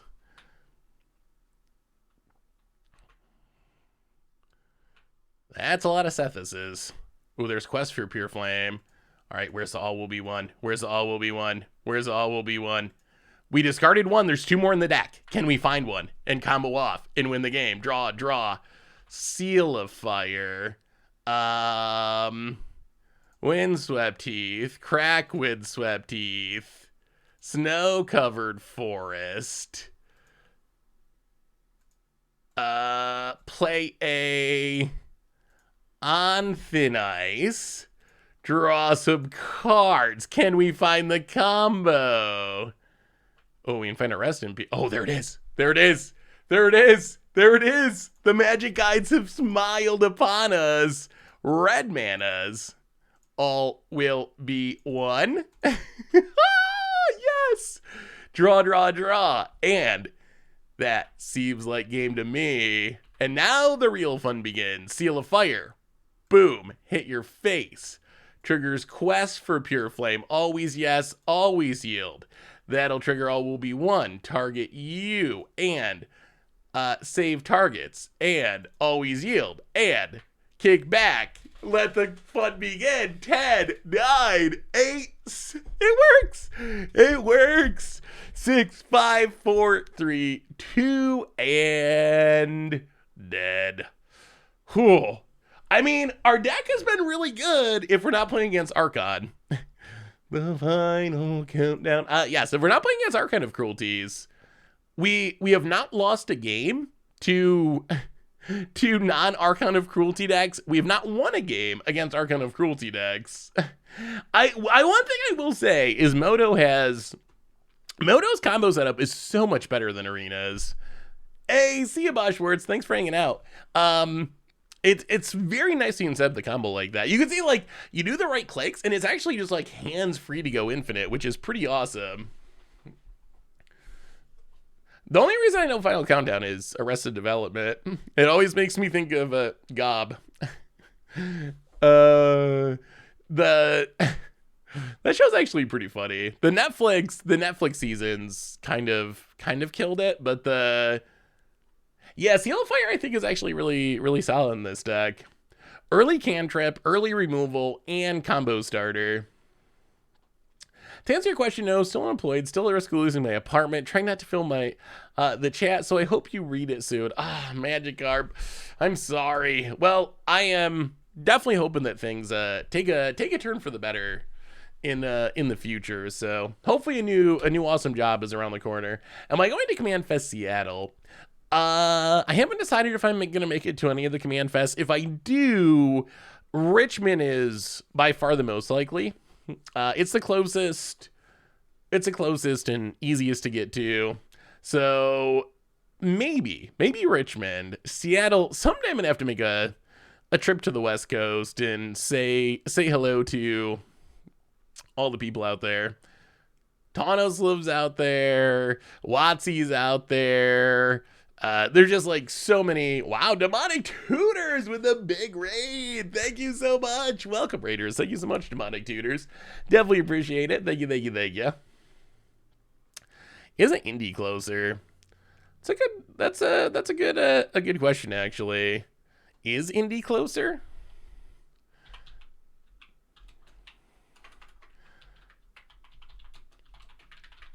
I'm actually gonna look that up now out of curiosity. So driving Indianapolis 9.5 hours. Richmond 7 hours 51 minutes. So I guess technically Richmond's slightly closer, but in a world where you can fly in airplanes and whatnot, I guess it actually doesn't really make that big of a difference.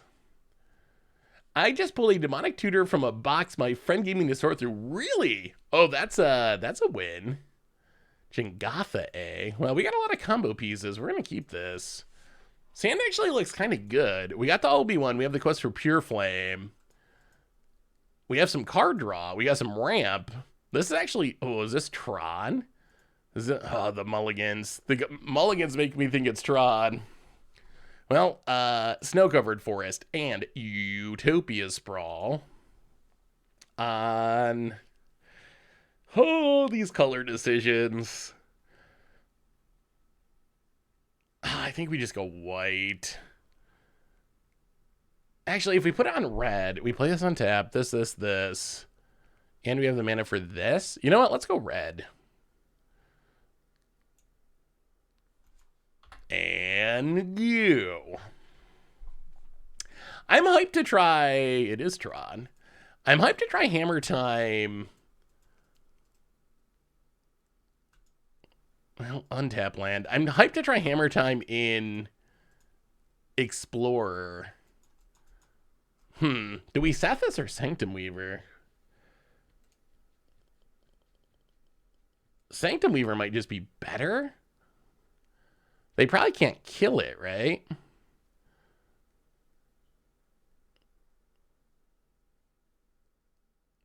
Yeah, let's Sanctum Weaver.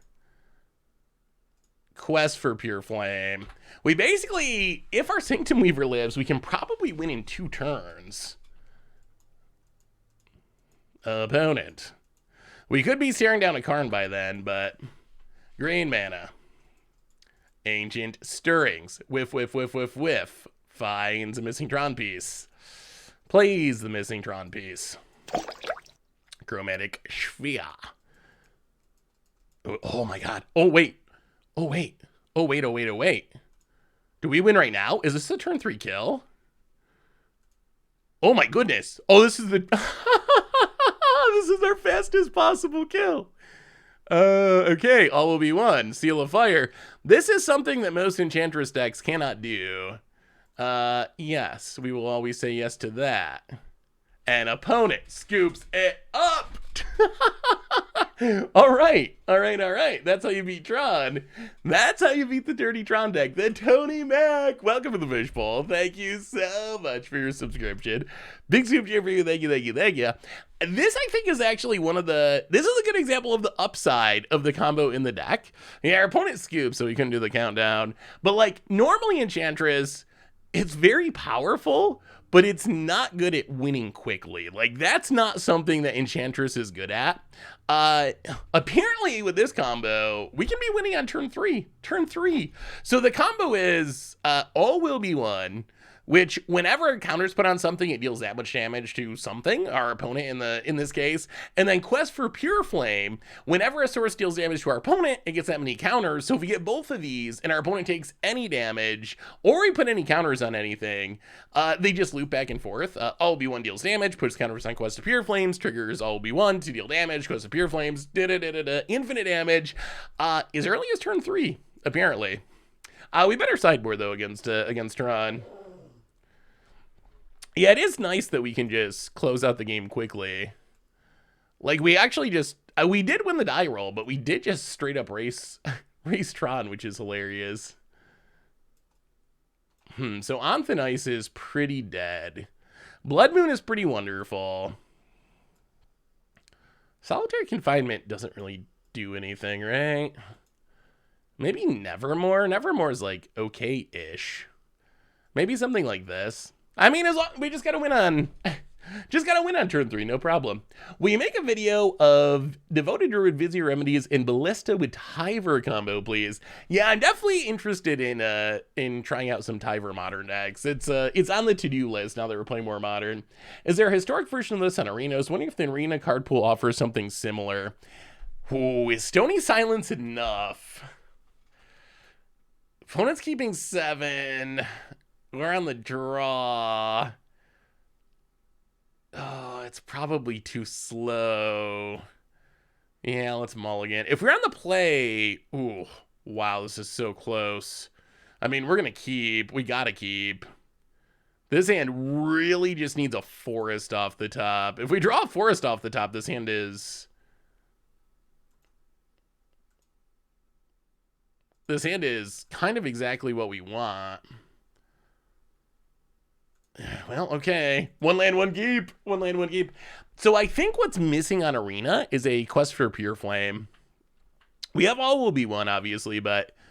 Oh my god, we drew the forest. We have All Will Be One, obviously. That was good running. We have All Will Be One, but what we don't have is the second piece of the combo. Risky keep, but the Magic Gods, I think, have smiled upon us. Opponent, or is this mine? Stone Braid. Okay. Well, Windswept Heath is also a good draw, because that's going to mean we get white mana. Snow-covered plains, and let's slow things down. Blood Moon you. Enjoy your mountains about it. About it. So they can Stone Brain to take our combo, which is going to make winning tricky. See, I assume they're going to take the... Well, we do have one Hallowed Haunting. So I guess... Yeah, there goes all will be one. So I guess we're trying to win with Hallowed Haunting. Yeah, opponent, they snapped it off. I mean, they did scoop as soon as we put the combo in the stack last game, so I'm pretty sure they must know what the combo's doing. Which mechanic do you think is worse for the game, Phyrexian Mana or Companions? That's a good question. I would... Well, I think we're going to get Sethis down. Yeah, play Sethis. Quest for Pure Flame, draw a card. Horizon Canopy, go. Gonna be harder to win without our combo. And our opponent could potentially be hitting a Karn this turn. I think the Companion is more problematic. They are both, like, infamously bad mechanics that are both problematic. Oh, dear. Well, that's unfortunate. Seal of Fire, eh? So we need to draw Stony Silence right now. Oh boy. Oh, we have the luck of the Tron at the moment. Wow. That was fortunate. We will put this one on green. Stony Silence, draw a card. Yeah, we always had it. Always had it. And Seal of Fire. And wow, we drew the Hallowed Haunting too. Okay, hit you. Boom. Down to 19. Yes. Wait, can we actually go off with this? If any source you control would deal damage to a permanent or player, deals double damage to that permanent or player instead. Can we win with that? Is that a thing we can actually do? So play the land.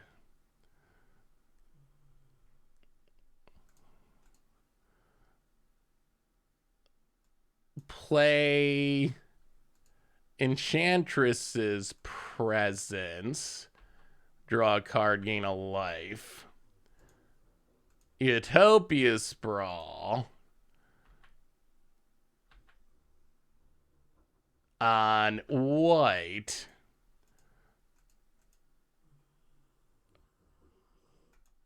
Play them. Alright, go to combat. Hit ya. We do have like the slowest clock ever. Yes.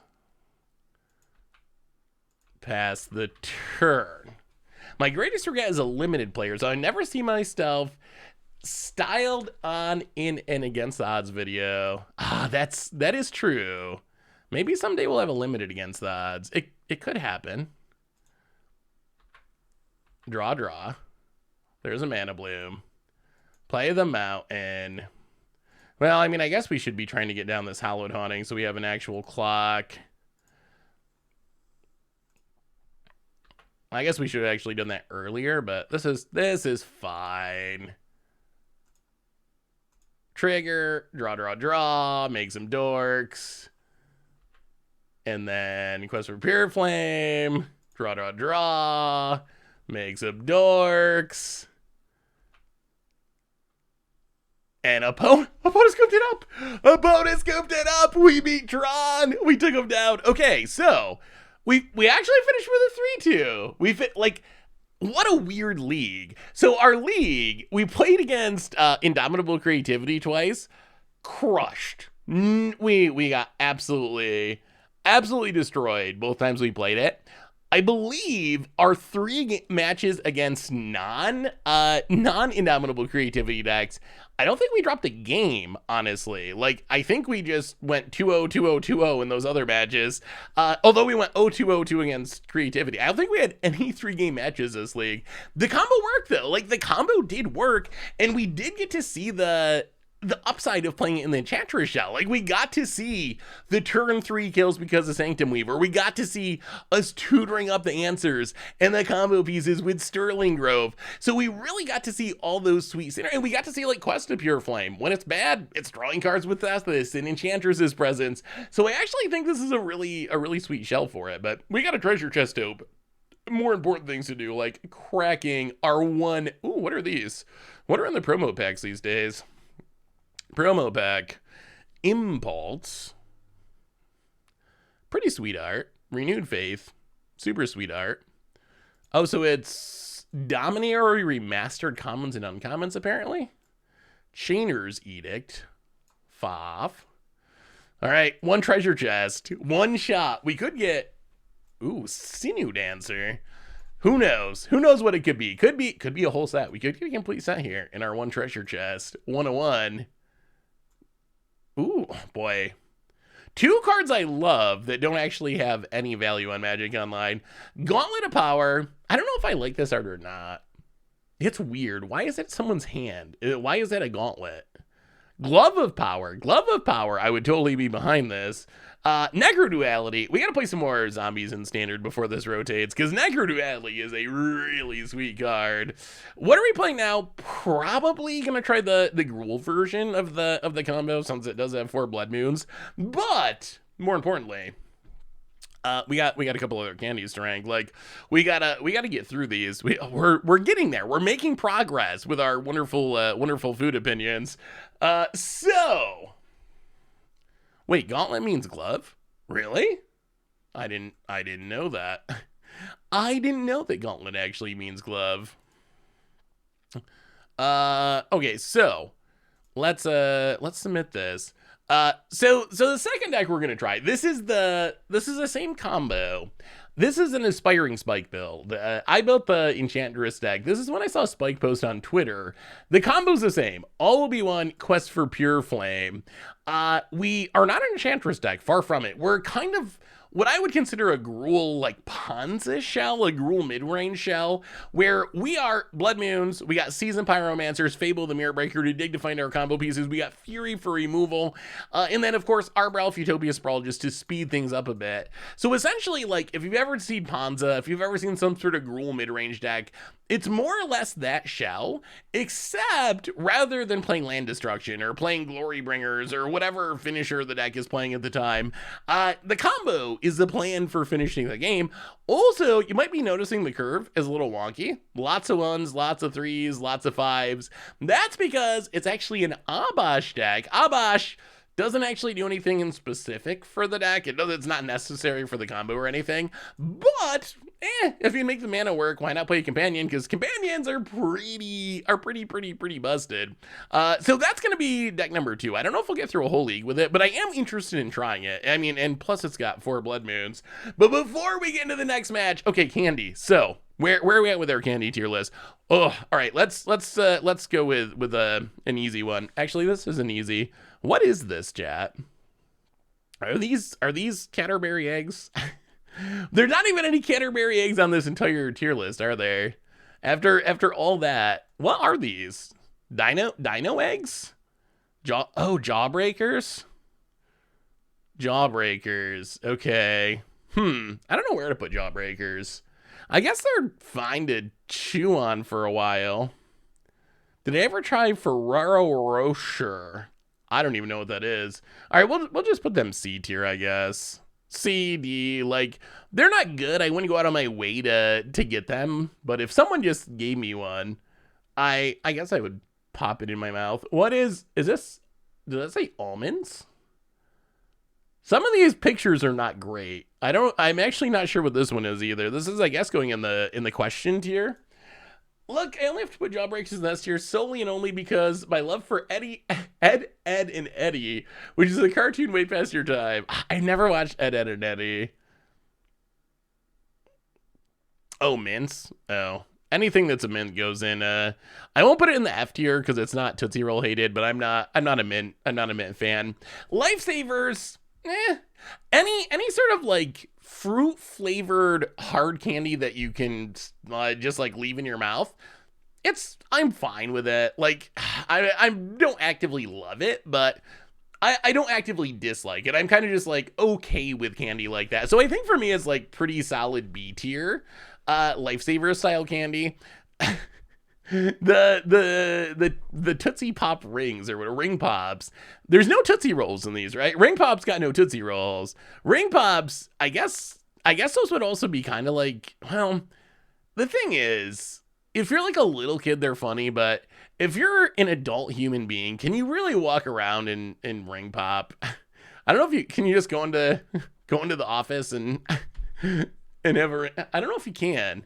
No, I mean it's definitely ranked higher than the Tootsie Pop because there are no Tootsies, but they're a little just weird. Like the actual structure of the candy is weird.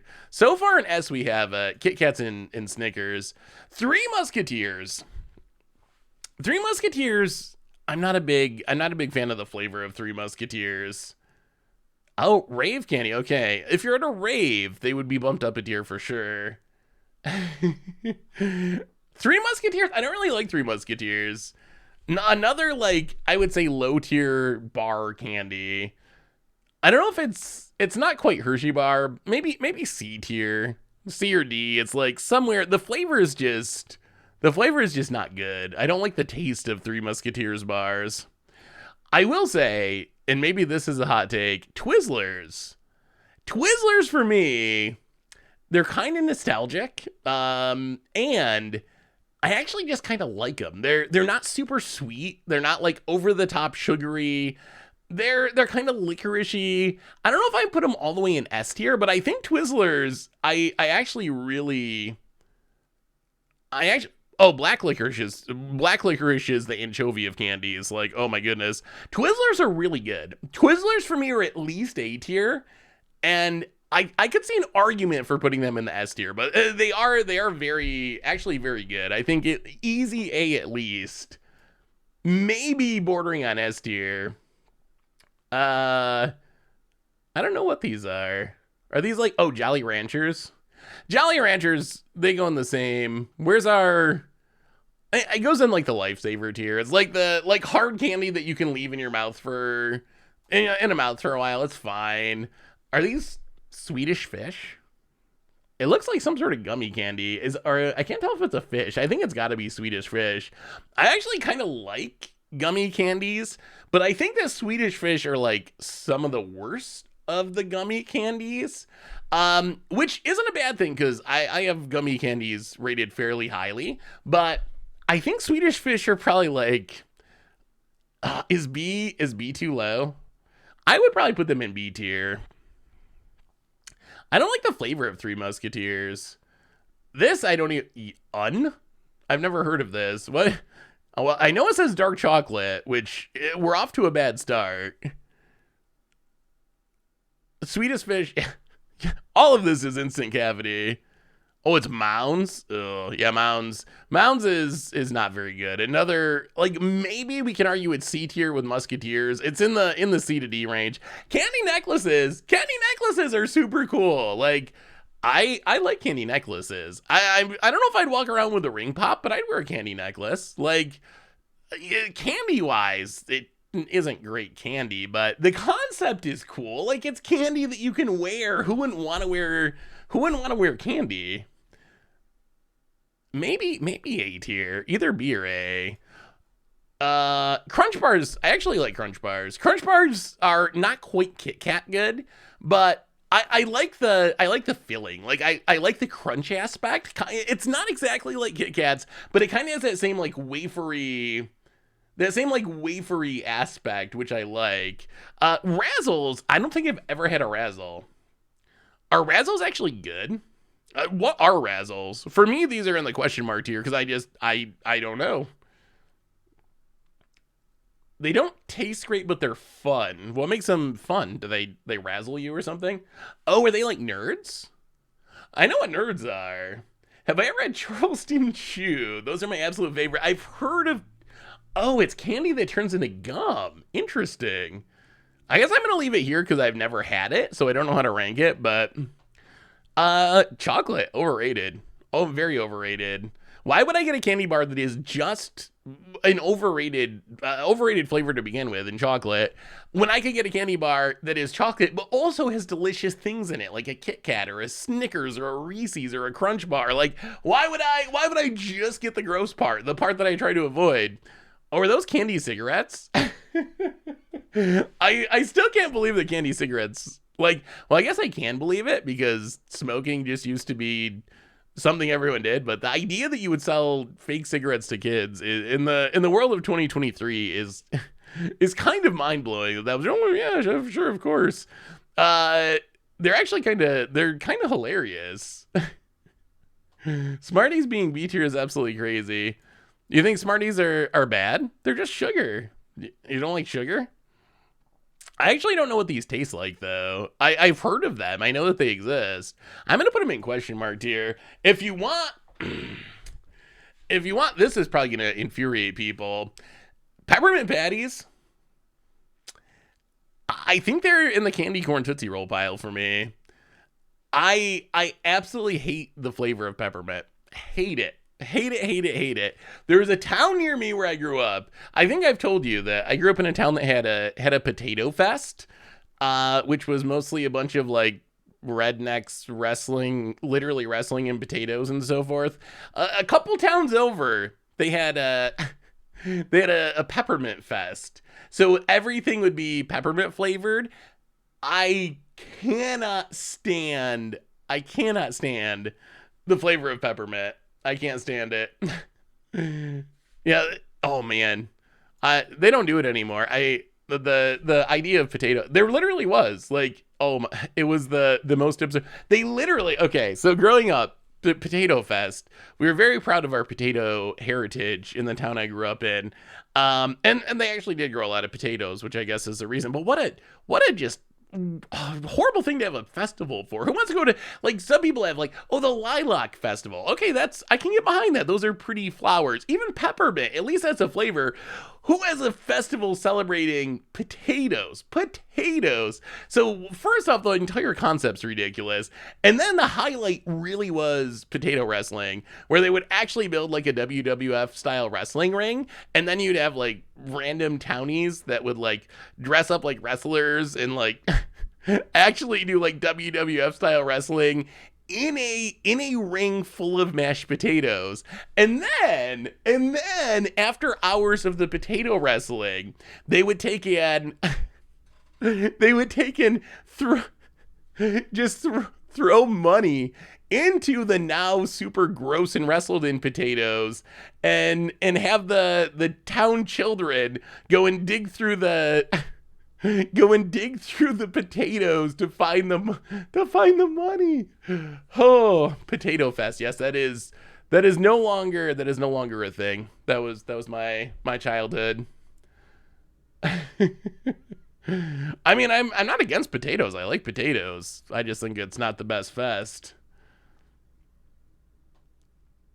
Oh, I was a little too old for it by the time that came around. I think my little brothers probably did it. The other thing I remember, they've had, oh boy, my poor little brother. My little brother was well, I mean, I have several, but one of my little brothers was a very, very chunky kid. He was a hefty kid, and they had sheep riding competition. Where they had like the kids would try to ride on a sheep, and whoever stayed on longest would win. And my poor little brother wanted to do the sheep riding, and he got rejected because I told him it would hurt the sheep. He was too big, so it would hurt the sheep if he was in the competition. Oh, yep. The days of the Potato Fest. Nothing. I mean, money's money. Dirty potato money spends just as well as any other money. Opponent appears to be Murktiding, probably. Well, we don't have any combo pieces, but we do have Furies and Fable the Mirror Breakers. Pretty busted. Russet. That's only potato name I know. See, Lobster Fest. That I can get that. I can get that. I mean, local festivals. I do think local festivals are cool. It is cool. I just think, and it might be just that I grew up with it. That's probably why I think it's so ridiculous. It might be one of those things that if you actually were there for, like, you look back and you're like, well, what were we doing? What were people thinking? But from the outside, it was probably fine. Oyster Fest. Okay. Actually, I would honestly prefer potatoes just because I don't really like seafood, but oysters, lobsters, that seems like reason. He must have been coastal kids. Where I grew up, we used to have a beauty pageant sponsored by pork producers. Each Your high school girl was called Pork Queen. Yes. We there was a town around here that had one that was sponsored by dairy farmers, and it was like the dairy. I want to say it was the dairy queen or something like that. Like, even though that's an actual store, but yeah, I know. It's just like such horrible. Like, the name just sounds so bad. Like, yeah, it's cool that you're like doing the thing, but who actually wants to be a pork princess or whatever? I've never went to Oktoberfest. I know Oktoberfest is super famous. It's in TV shows and there's tons of references to it. I think the thing for me in Oktoberfest is I'm just not really a drinker. And I associate Oktoberfest with just getting very drunk. So since I don't really drink, Oktoberfest isn't like super appealing. Golden potatoes are used for smaller things. Like, you have steak recipe with Yukon Golds that are boiled to sea salt and cut into wedges and used to garnish the top of steaks. Okay. Do you have salt potatoes? Are salt potatoes like a real thing? Or are salt potatoes like a regional thing in New York? They're like also smaller potatoes. I drank enough for two of us. So I just gotta go to Oktoberfest with you, Donos, and you'll have me covered on the drinking. Is this Murktide? Oh god. I don't think we can beat a turn 3 Murktide. Maybe we should have mulliganed for a faster hand. I guess we didn't know we were up against Murktide on the play.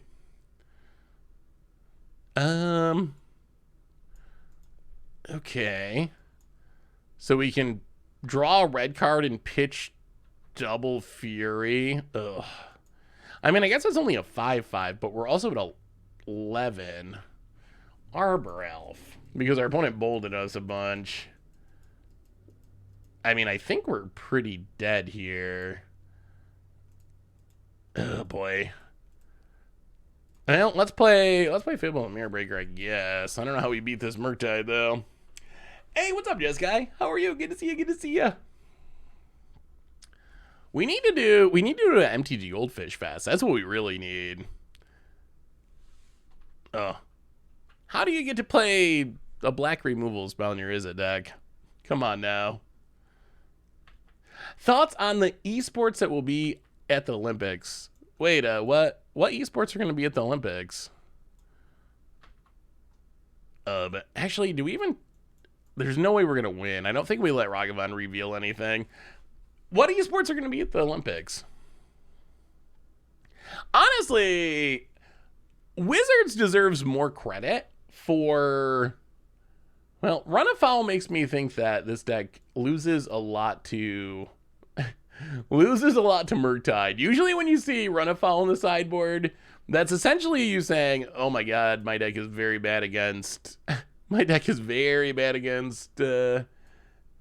Murktide Regent.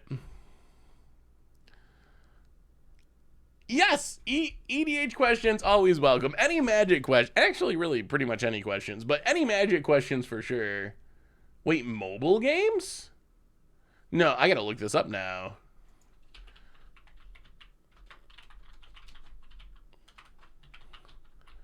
Is this an actual thing? Olympic esports. List of Olympic esports. Oh my goodness. Oh, I gotta read this. I didn't know this was a thing. Okay, we got a sideboard. We got a sideboard. And answer an EDH question, and then we got to look at this. Yeah, I guess Veil of Summer is probably okay if we can find the room.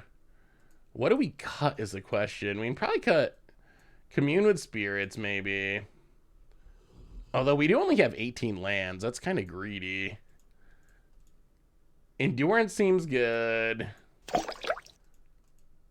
Seal of Fire, Lightning Bolt, Arbor Elf, Run Afoul.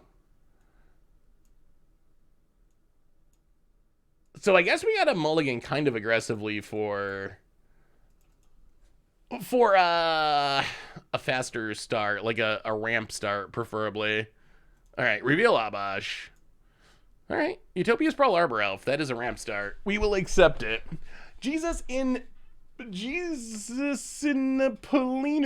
Welcome to the Fishbowl. Thank you so much for your subscription. Big soup to you. Thank you, thank you, thank you. How does one make a deck around Progenitus in Commander? Windswept Teeth, get a forest. Yeah, I think we take the safe plan of just Utopia Sprawl on red. So how do you make a deck around Progenitus? So Progenitus, you really can play whatever you want. Progenitus doesn't really pull you in any specific direction. So with Progenitus, you're going to want a lot of ramping, obviously, because your commander is very expensive. So you're going to want to be able to ramp into it. But you really can play just five colors of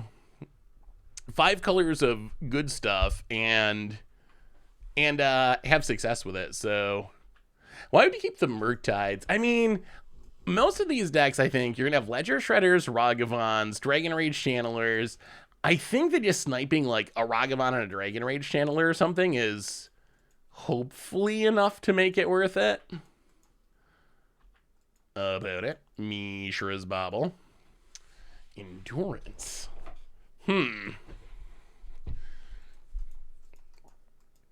Maybe we just Endurance. Really don't want to get hit by this Ragavan.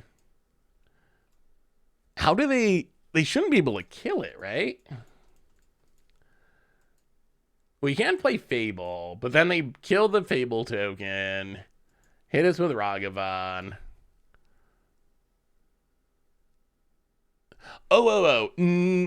Protection from everything. You can't. It has protection from all your stuff as well as all your opponent's stuff. So really, it's kind of just like try to attack people with it. I've played one Progenitus deck in Commander. I think we actually just main phase this Endurance. I played one Progenitus deck in Commander, and I actually ended up winning.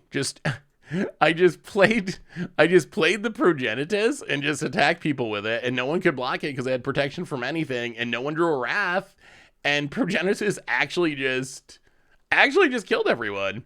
So yeah, there's not really too many shenanigans for it because of the protection. The downside is you can't really synergize with it. The upside is your opponents can't really interact with it. Life Observer, welcome to the Fishbowl. Thank you so much for your subscription. Big super cheer for you. Thank you, thank you, thank you. I was wondering how y'all write articles for the website. Is there a set of custom tools? Yes. So there's like a article dashboard thing that Richard built. It's kind of all right, opponent's gonna get rid of the Endurance, sure, but we get rid of the stupid monkey. It's kind of, there's all will be one. It's kind of a little bit WordPressy. Like if you've ever done anything with WordPress, it's a little bit like that. Fable the Mirror Breaker. But yes, it is a custom tool that Richard programmed. Well, run out the dorks, opponent considers. This is going better. We have the all will be one. We just need to find the Quest of Pure Flames and we get the win. Opponent, expressive iteration. In the future, we can just use ChatGPT. Please write me an article about Please write me an article in the style of Saffron Olive about about all will be one in modern. Thank you.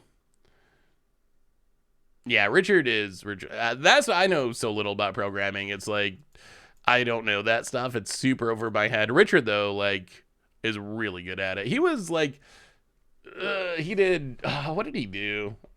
Amazon, Google, one of those. He was like a programmer at one of the big tech firms before he quit to do goldfish stuff. So he definitely is like very. He's like he blows my mind. He's really good at that stuff.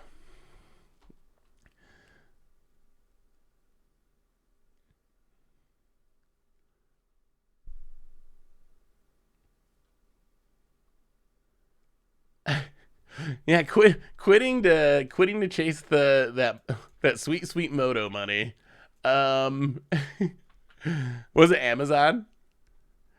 No, I mean I'm sure that's correct. Yeah, all those big tech firms blend together to me. Well, another endurance is actually kind of good. I'll go to combat. Get in with the gobbo. Hit ya. Can we play endurance and all will be one? 1, 2, 3, 4, 5, 6, 7, 8. I think we can. All right, so hit you down to 14. Tap, untap. Tap, tap. All will be one. Wooded foothills. Crack wooded foothills. I mean, we don't have the other combo piece. I guess Fable the Mirror Breaker will get a counter that can that can kill the Ragavan next turn if it's around. And then we'll just run out the Endurance, get rid of the graveyard, make sure Murktide isn't coming. Favorite Grixis Commander. Ooh. I gotta play more Grixis Commanders. I hardly ever play Grixis Commanders because for Commander Clash, I'm always playing with Krim, and Krim plays Grixis constantly. So there's usually already a Grixis player at the table, so I rarely actually play Grixis. I'm trying to think of the last one I played. Probably the coolest is Obeka. Like I've played Obeka before, and I think Obeka is really cool. Just like the end the turn thing is a really cool build around. Also, it's super busted, but Inola. I mean, Wizards got a lot of good ETB triggers. Plus, you essentially get a what is almost a Panharmonicon from the command zone, which is ridiculous. Krim embodies the Grixis color combination. Can someone explain how Evoke works? So Evoke, I would love to explain how Evoke works. It's actually pretty simple. If you have a card with Evoke, like a good example would be Muldrifter, a classic Evoke card. So Muldrifter, you essentially can cast it in two different ways. You can cast it like a normal card, 5 mana, you get a 2/2, ETBs, you draw 2 cards, or you can cast it for 3 mana, its Evoke cost. But if you cast it for its Evoke cost, after it comes into play, then you're going to have to sacrifice it. So for 3 mana, it'll come into play. It's ETB will trigger. You'll draw 2 cards, and then it'll get sacrificed. It'll essentially put 2 triggers on the stack, where one trigger will say draw 2 cards, the other one will say sacrifice me, and then that's how it goes. So essentially, get a discount on your creature to get its ETB effect normally, or its leave the battlefield effect, but the creature's not going to actually stay on the battlefield. About it passes. Well, all will be one. Our Fable the Mirror Breaker takes up. We'll snipe the Ragavan. No, sweet, all will be one value. Out of here, stupid monkey. What is your favorite Panharmonicon commander? Oh boy, I've played so many Panharmonicon commanders. Well,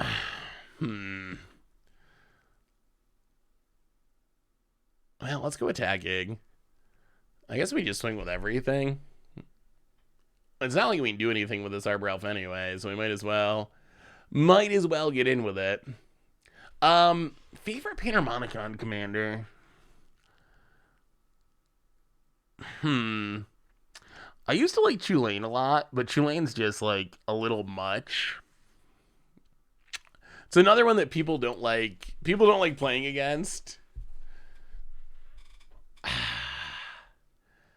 Preston is one that I think has been really cool lately. I've also really enjoyed my Flibbleflip deck. The Flibbleflip deck is really...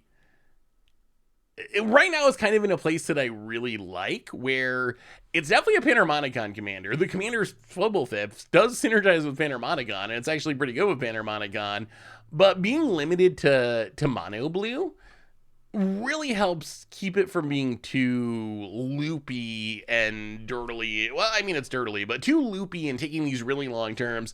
So I think right now it might actually be Flibbleflip.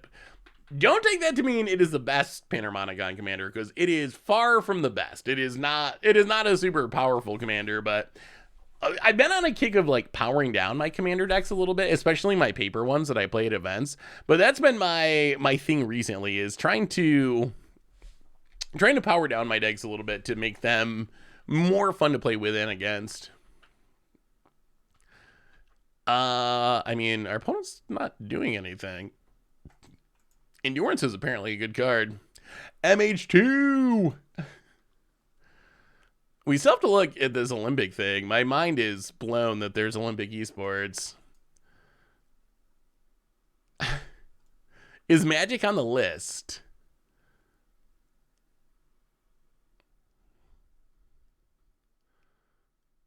Actually, Wizards deserves a lot more credit than it gets for really being ahead of the curve with esports. Back in what, 1997, they were doing like the world championships and all that stuff, the first pro tours, and they were broadcasting them on ESPN. They were having those commercials on MTV. As much as like the recent era of Magic esports was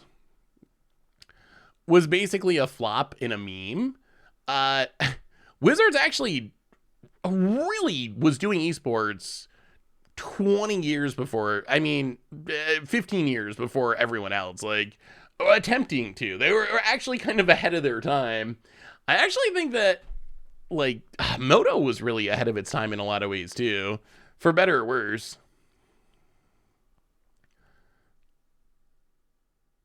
Uh-oh, you're gonna make me feel old, Magikarp.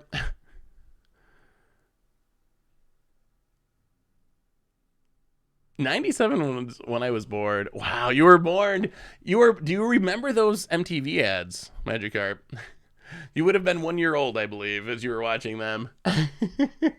Do you know Ledger Shredder has its own funny rule, like some cards do? Just learned about it a couple days ago. I did not. What's the Ledger Shredder rule?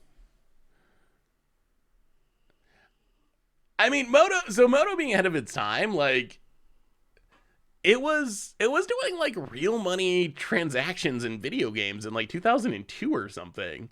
Like it was in a lot of, like, yes, it looks like a spreadsheet now. Yes, it's kind of a meme. People like to make fun of it, but a lot of things they were doing were I think pretty far ahead of their era. Like stuff that didn't actually like start coming to the mainstream till much later.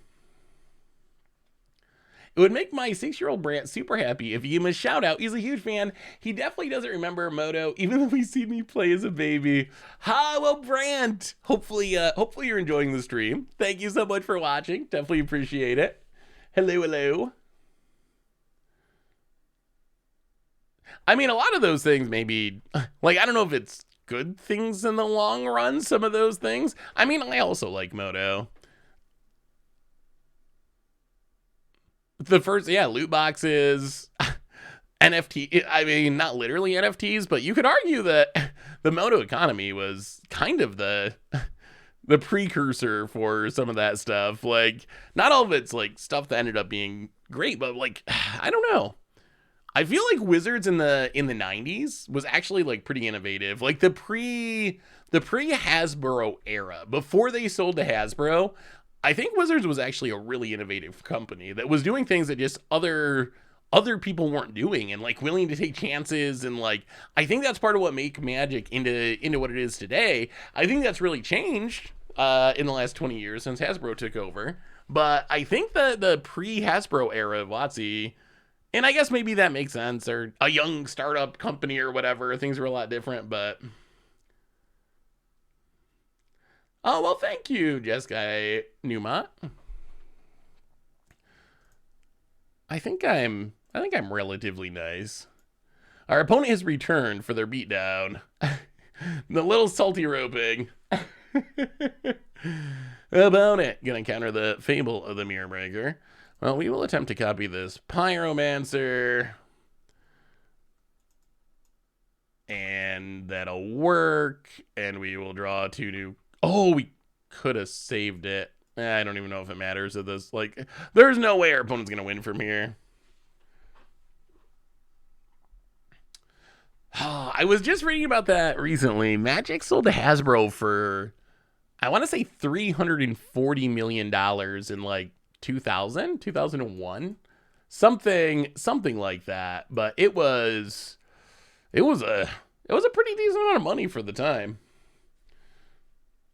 Okay, so as our opponent sideboarding, we're gonna make it. We're gonna make it through this candy tier list. Skittles are really good. I don't think I can put them all the way in the S tier alongside Snickers and Kit Kats. I think they're very solid though. For me they're like inverse M&Ms. If you want M&Ms but they're chewy and fruity instead of chocolatey and sweet, then you get Skittles. They're essentially yeah, the inverted M&M. So is Richard Garfield really rich? I would expect at this point. S tier? I can see an argument for S tier. Oh boy, I'm gonna get yelled at real quick. Hershey's Kisses. It's gotta go right next to Hershey's Bars. Like, chocolate, overrated, so overrated. It's just not good. It's not delicious. So yes, Hershey's Kisses actually go very low. Boy, okay, let's continue angering people. Peeps. It's Easter candy corn. That might be a little bit harsh. Like, a marshmallow heavily coated in sugar can't be that bad. It's not like actively gross as candy corn. So I guess it should probably be jumped up into like D tier. But Peeps are like so ridiculously sweet. They're just like, they're too much. You eat like 2 of them and they make you sick. They're like, yeah, no, I would agree with that. I think I would rather eat normal marshmallows than Peeps. I think Peeps are like a gimmick. They're like a holiday gimmick to trick people into buying like, just, I don't even know. They put them in the shape of birds to trick people into buying them for like Easter or whatever. Okay, wow, okay, so it's not a hot take. Am I free to bump them down to the F tier then without getting yelled at? How are we doing, opponent? Are we playing? Not yet. We only got 2 more rows to go. What are these? Pixie sticks? Are these pixie sticks? Pixie sticks. Pixie sticks are just literally pure sugar, right? It's just like you put a little food coloring in it or some sort of dye in it to. Have I ever had aged? Do they get better, like fine wine, like cheese? No, I've never aged a peep. Do they actually get better? Is there a trick to making peeps good do you leave them in your basement for like 50 years and then they're good to go? Oh, I didn't think about that. This is a probably pretty American centric list of candy, isn't it? Homer Simpson says Twinkies turn to wine if you age them. I mean, Twinkies are known for lasting forever. Well, Forest and Arbor Elf. We actually have the full combo in hand. Whether or not we can resolve it through our opponent's disruption, that is another story. You open them, they get a little stiff and they taste better. I'm gonna have to try a stale peep at some point just to see if my opinion is off base. Maybe that's the secret. I mean, Pixie Sticks, they can't be S tier. They're fine. I remember being a kid and like people would try snorting them. I thought that was funny.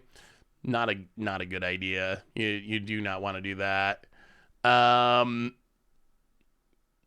hmm. Almond Joy.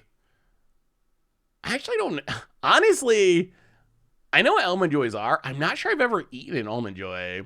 I feel like every time the opportunity to eat a almond joy comes around, wow, opponent kept a one lander. Every time the opportunity to eat an almond joy comes around, I end up eating a better candy. Like why risk it with an almond joy when I know I enjoy eating a Snickers or an M&M? Like why try a candy that I don't know if it's good when I can have one that I know is good? How are almond joys? Are they actually good? As a kid, candy was better the closer it was to pure sugar, so nerds and Pixie Sticks are the best. Yeah, I mean, Pixie Sticks are about as sugary as it gets. Opponent considers trying to find a land. And wait, almond joys are coconut? Oh. Coconut's a flavor I also don't really like.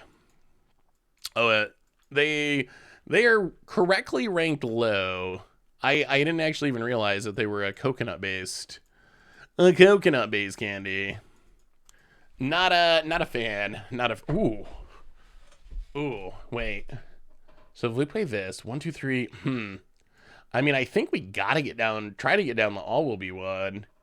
We're gonna lose a bunch to this engineered explosives, but play this on red. Tap, untap.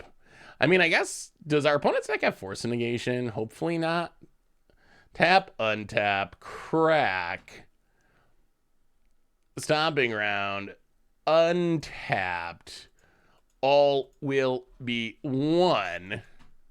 Pass the turn. So our opponent can blow things up with engineered explosives to keep themselves alive, but that's also going to deal with their own Dragon Rage Channeler and take our opponent's entire turn, and our all will be one is still on the battlefield. So our opponent is in trouble. Our opponent is about to get comboed. They are about to get comboed. If they don't crack the engineered explosives and let us untap, we have so much mana, they're dead for sure. I mean, I guess they could deal with the all will be one. That would be the bummer. Opponent goes to combat, gets in, hits us for 3, and coconut's not meh. Coconut's bleh. For my opinion, obviously, my personal taste buds. Opponent hits us down to 12. And are we blowing explosives before we get to untap? If our opponent blows the explosives now, they probably lose. If they wait, they also probably lose. Maybe our opponent's just dead.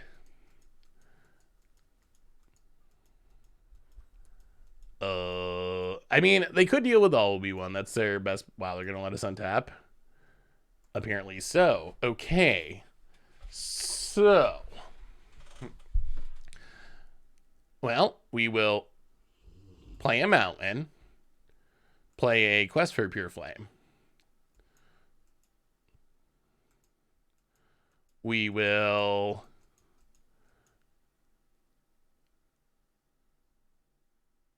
go to combat. Attack with the Arbor Elf.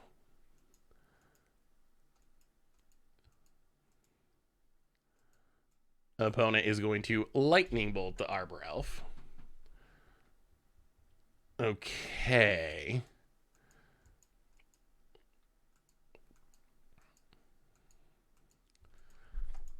Interesting. Sure.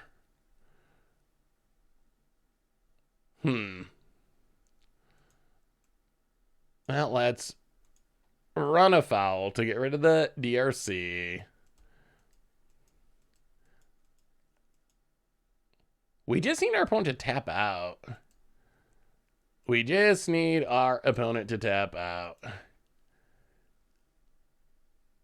The problem is they can blow up the quest as the combo's happening. Haha! And bolt your face. Haha! Opponent went for it, and it is not going to work. Always yes. Always yield. Trigger. All will be one. And yes, yield. And 15, 14. Opponent, you're dead. And yeah, 13. Accept it. Accept the completion. Join us, opponent. Join us. Oh, apparently we can beat Murktide. 12, 11, 10. Opponent's gonna go through the whole thing. 9 and 8. You can see our opponent's not F6 either. They're doing this manually. 7. Click. 6. They're counting down their own death very slowly. 5, 4, 3. Wait. Why'd it stop working?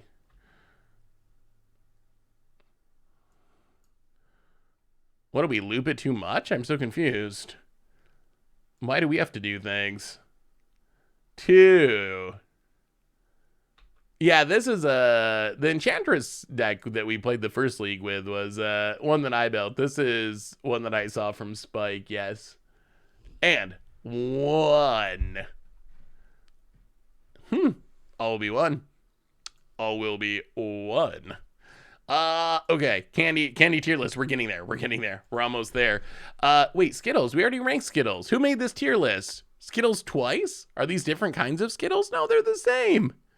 Boo tier list creator. Okay, I guess those go in the question mark section because they're already there. Wait, Sour Patch Kids. We already did those too, didn't we?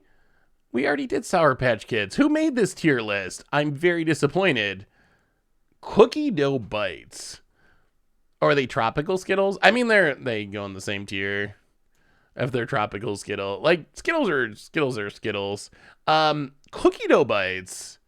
I've never really understood the point of cookie dough candy. Cookie dough is obviously delicious, but why don't you just eat cookie dough? Like, what's the... I don't think I've ever actually had the candy. Has anyone ever actually eaten... Oh, these are watermelon? Oh.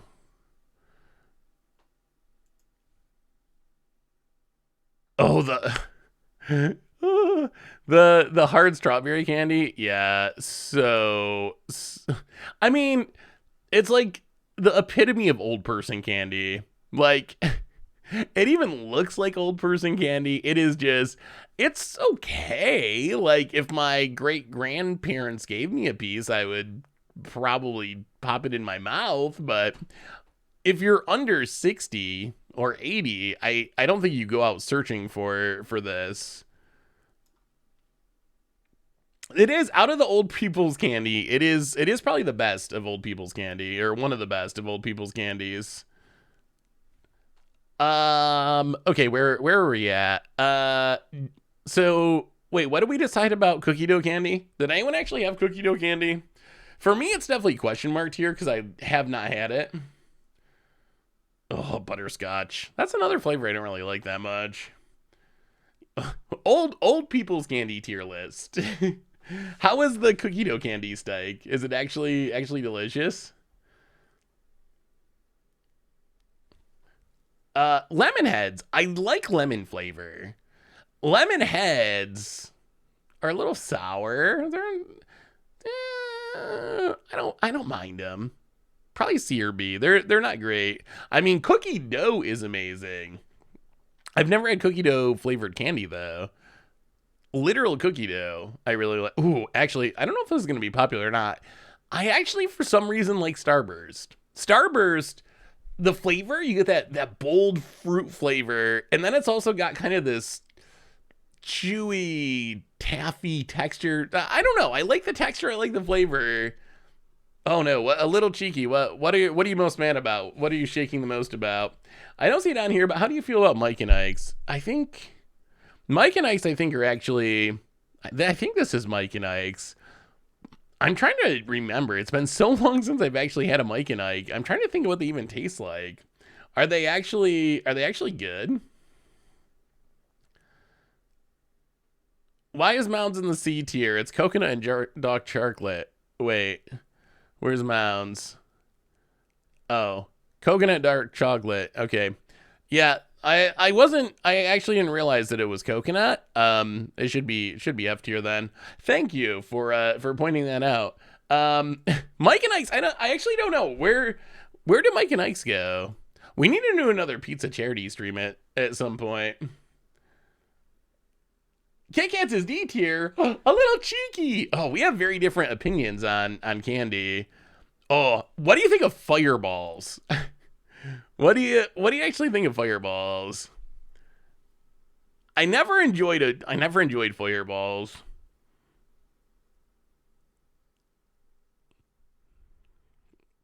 Fireballs, I think I would probably have them like in the D tier. They're just like they're so hot. They're not really the flavor and the heat. They're just not really enjoyable to eat. I guess I'm not a spicy candy person. I guess like in general, I can deal with sour. I can deal with sweet.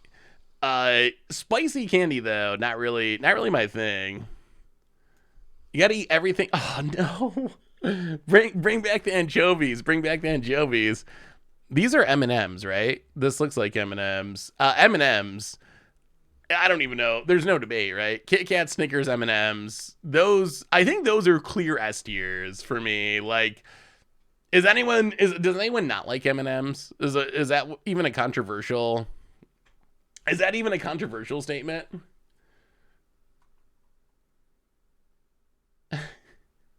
If you're gonna put Yorks in F tier, you missed Affinity. We were here for the whole story. There was a whole story about the peppermint patties, about my dislike for peppermint and peppermint fest growing up. Wait, what's the fourth S tier, Thanos? Kit Kat, Snickers, M&Ms. What would the fourth one be? Oh, peanut M&Ms. Actually, if we were doing M&M tier list, I don't see peanut M&Ms on here. If we were doing an M&M tier list, though, I think that peanuts would actually be ahead of normal M&Ms.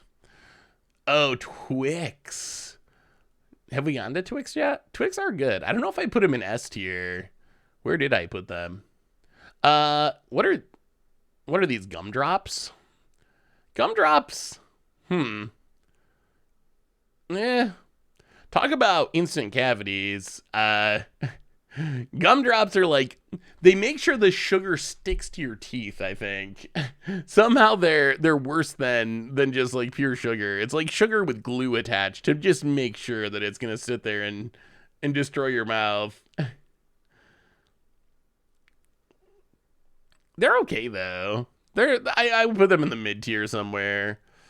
I don't know if Fruit Gushers count as candy, but they are delicious. What about Pez?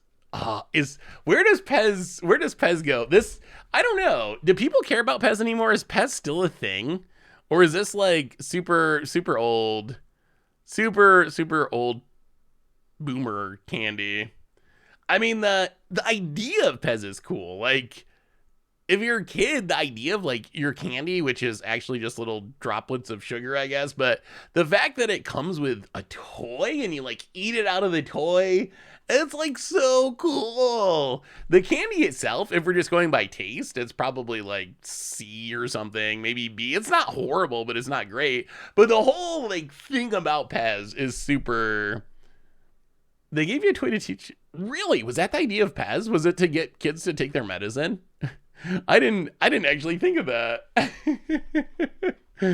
Interesting. I guess that kind of makes sense. I think I'd put it in the A tier probably. Oh, Tootsie Rolls are the worst. Oh god, they are. Oh, I hate Tootsie Rolls. I hate them. I absolutely hate them. What about Dots? Oh, Fruit Gushers. I don't think Fruit Gushers. Oh, they are in here. They're not a candy, but Fruit Gushers are good.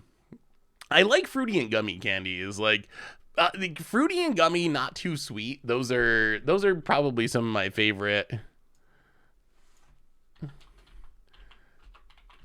Those are probably some of my favorite candies, honestly. The flavor of Tootsie Rolls, I strongly dislike. I very much hate the flavor. The Tootsie Pops are up a little bit because at least I can eat the pop part and then just spit out the Tootsie part. But the I don't know what the flavor is. What is the flavor of Tootsie Roll supposed to be, or is it just Tootsie Roll? Like, is there any more to it than that? Is it just Tootsie flavored?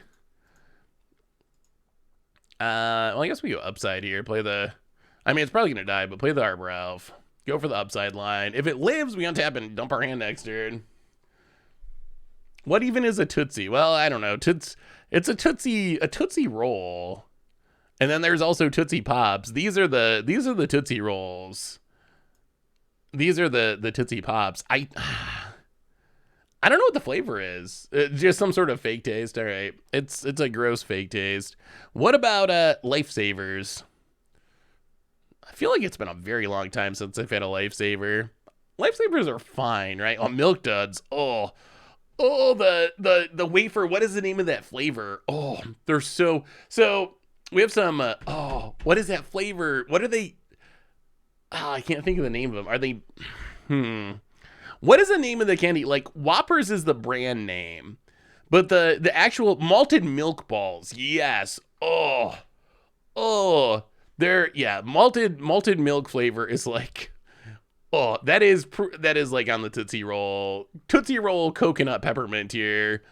We have some like Amish stores around here. It's kind of Amish country, so there's some Amish stores that. Irish Rager, welcome to the Fishbowl. Thank you so much for your subscription. Big soup cheer for you. Thank you.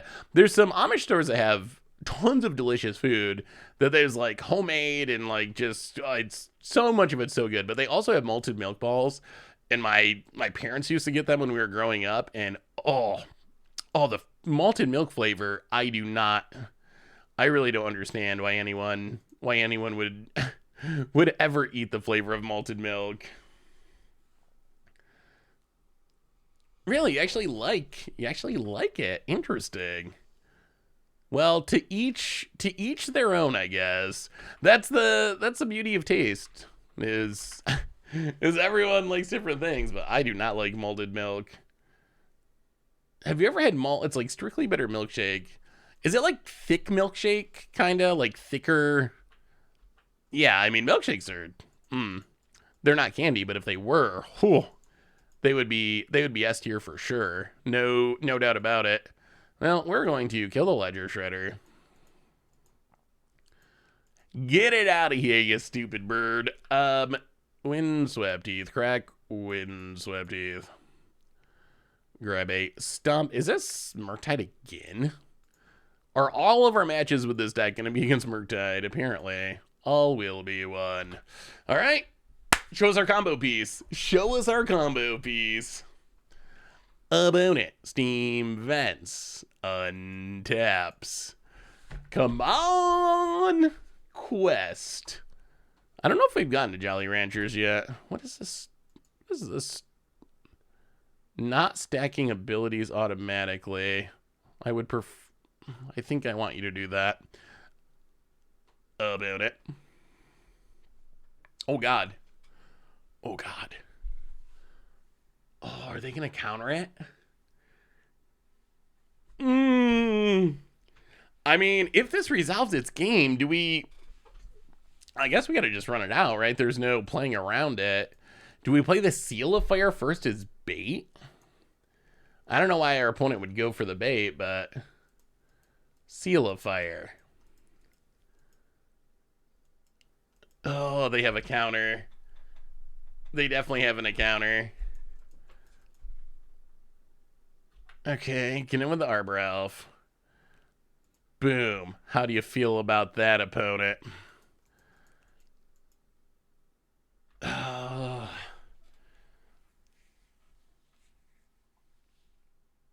You know what? We're gonna wait.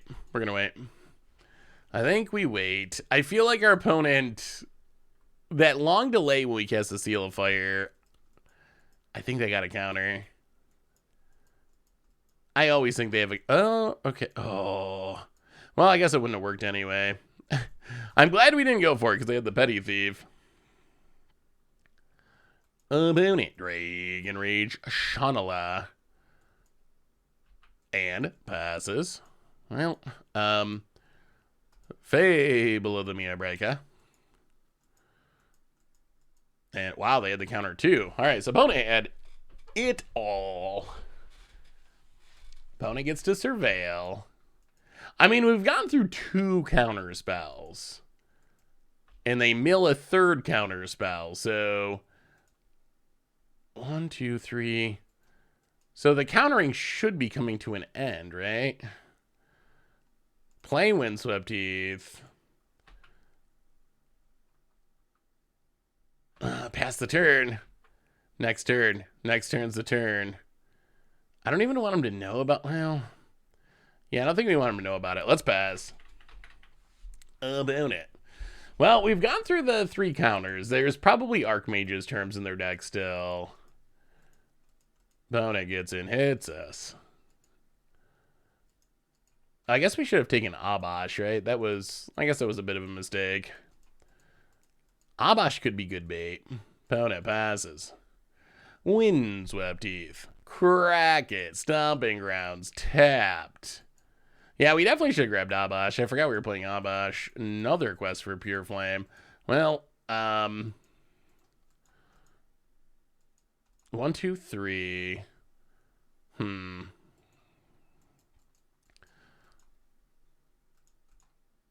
grab Abash. Play a quest for Pure Flame.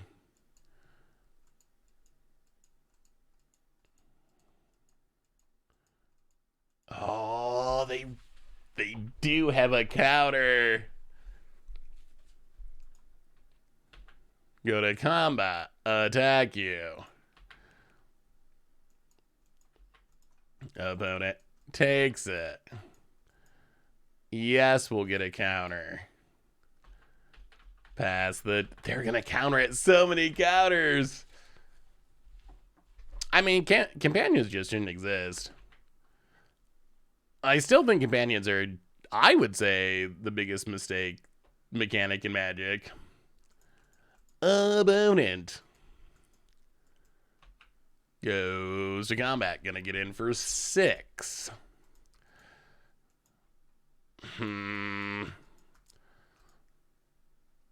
Well, yeah, I think we gotta kill it.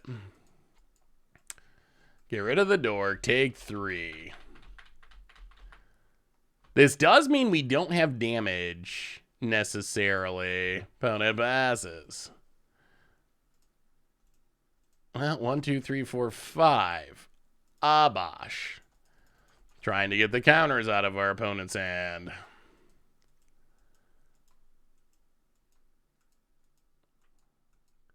Wow, it's number 4. Okay, counterspell number 4. Opponent keeps a card on top. All right, so our opponent has drawn every counterspell. Every single one. They're all gone in the top 19 cards. Opponent untaps. Is Companion worse than Storm and Dredge? I think so. Storm and Dredge, at least they're limited to archetypes. And in those archetypes, they're super powerful and busted. But you're only going to see them in very specific decks. Seasoned Pyromancer. Well, Moment of Truth does... Wow, they had a Spell Pierce in hand. Golly. Dragon Rage Channeler. All right, this is it. This is the game. It all comes down to this.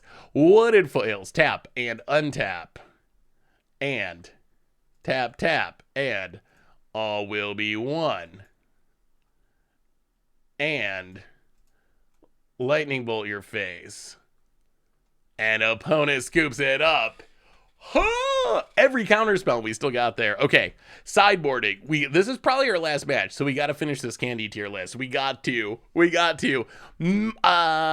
these? Oh, blow pops. Blow pops are good. Blow pops. You take the the idea of a pop with something inside of it, but you remove the horribleness of Tootsie and replace it with the okayness of gum. Not A tier, but I think that probably makes a solid B tier. If I'm gonna have a pop style candy on this list, it's definitely gonna be Blow Pops. Laffy Taffy, I don't know. I don't think Laffy Taffy is really. It's okay, forgettable. I would say it's forgettable.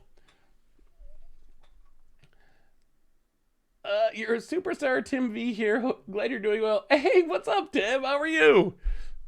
Good to see you. Good to see you. It's been forever. We gotta catch up sometime. It's been super long. How's life? I guess we got a sideboard at some point, don't we? Huh. Well, we don't need the Blood Moons, that's for sure. I guess it's the same thing. Like, we already played this matchup. Run Afoul's Endurances. Run Afoul's Endurances. Going out. I mean, it worked last time. Let's do the same thing and see if we can finish this candy tier list real quick. The Tims are stacking up. What are these? I don't even know what this pop. Maybe I need glasses. I can actually not read what that is. Twix is pretty good. I heard some people saying S tier. I don't think it's S tier. Not for me, at least. For me, it's probably like high B or an A. Milk Duds. Oh, Milk Duds are like Whoppers, right? Like same type of thing. Horrible.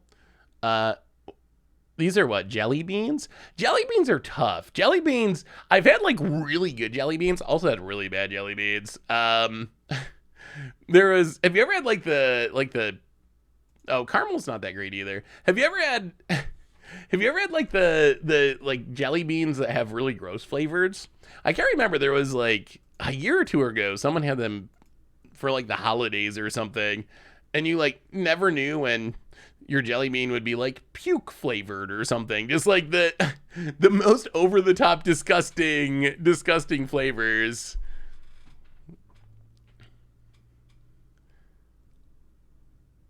Bean Boozle, is that what it is? Yeah. That must be it.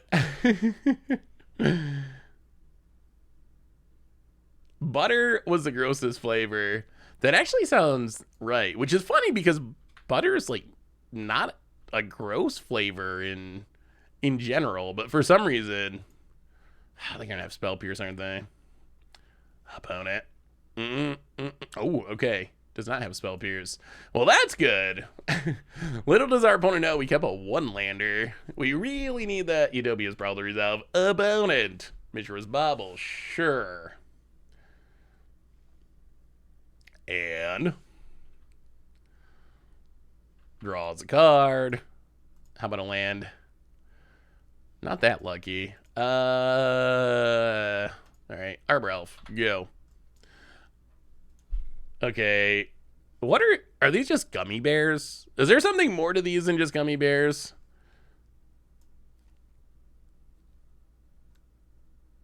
If they're just gummy bears are pretty good.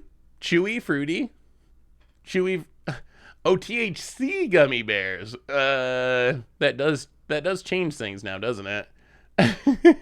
They're giant gummy bears. Yeah. Oh, I forgot we had a mana floating, so we didn't pass. I mean, gummy bears, I would say, are somewhere in the. They gotta at least be B. They could definitely be A. Babe Ruth. What is the flavor? Oh, habanero or whatever it is. Gummy bears are so good. Gummy bears versus gummy worms.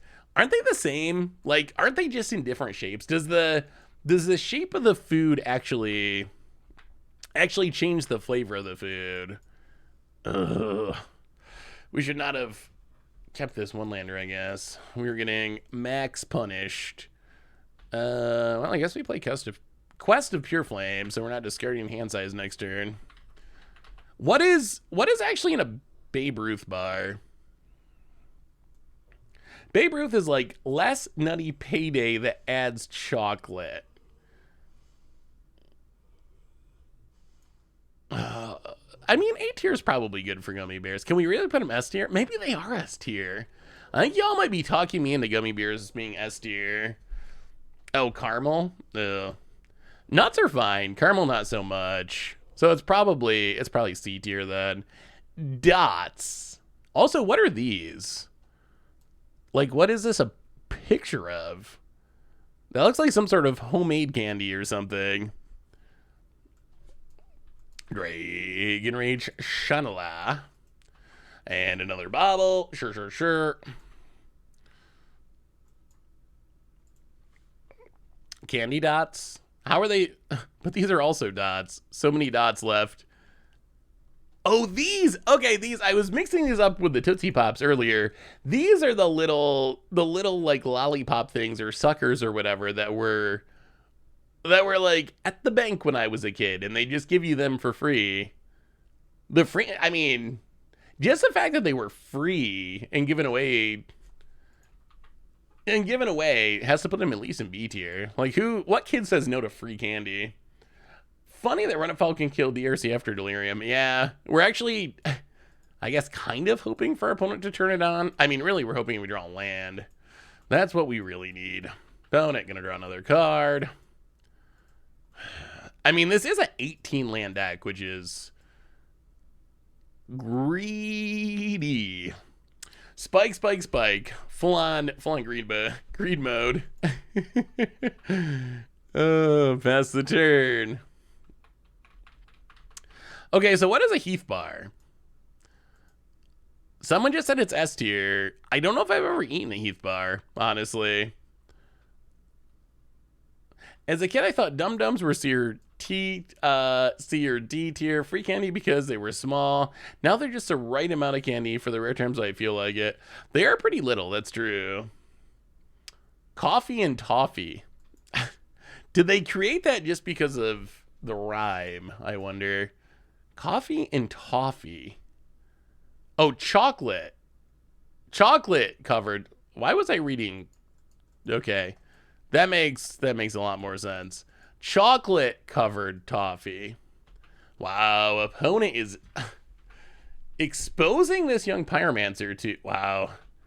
I mean, so the Season Pyromancer means we do get to get rid of this Murktide, although, I mean, we're still, we finally draw land.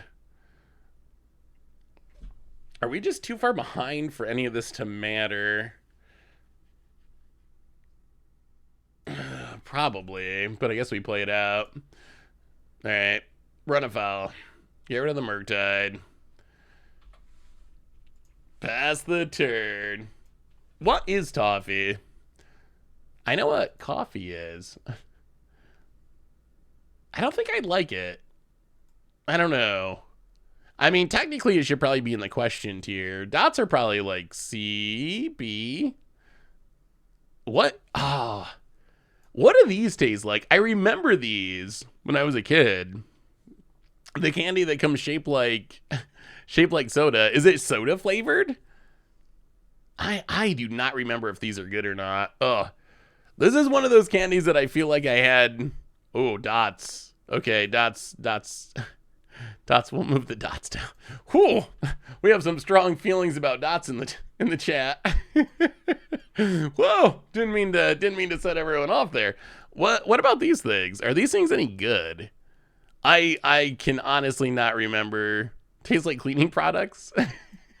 I cannot remember what they taste like at all about it. No, nothing. No, candy corn is in the bottom tier. There's no conversation. I control the tier list, and I am leaving candy corn at the bottom. I will go down on that ship. There is no way we are changing where that one's ranked. Season Pyromancer, about it. Counter spell. Well, we'll pass the turn. Dots are medicine flavored. I don't remember. It's been so long. Dots is one that I haven't eaten that forever either.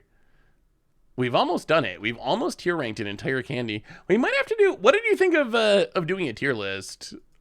I mean, we're obviously not going to do a tier list every stream, but what did you think of doing a tier list as we were streaming? It was kind of interesting to have something to talk about. Maybe, yeah, that's going to do it. Maybe, should we do it again in the future? Like, would you enjoy doing a tier list? Would you enjoy doing a tier list in the future? Like I said, obviously we're not a tier list. We're not a tier list stream. We're not just gonna start doing this every. Oh, we brought in Veils of Summer last time, didn't we? I think we did. We're not just a tier list stream. It's not like we're gonna just do this every stream, but on occasion, I thought it was kind of fun. Like pizza toppings, we would have a good conversation about. We would have a good conversation about a pizza topping tier list. Okay, so what do we end up with? Okay, we're not going to go through all these because there's a lot of candy, but the big conclusions: Kit Kat, Snickers, M&M's, Gummy Bears, S tier candy. Just behind Reese's Twizzlers candy necklaces, not because they taste good, but because of the aesthetic. Skittles again for some reason, maybe some other flavor of Skittles. Crunch Bars, Starburst, Pez, mostly because of the dispenser. Gushers and Twix, and then at the bottom, candy corn. Tootsie Rolls, double Peppermint Patties, I know everyone disagrees with that, but I hate them. Peeps, bad marshmallows. Almond Joys, gross. Whoppers, also very gross.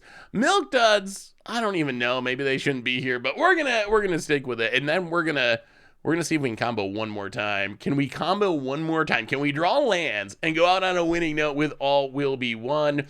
We're gonna keep this. If our Arbor Elf dies, we might be sad, but. One thing we learned is that Furies are pretty good against our opponent's deck.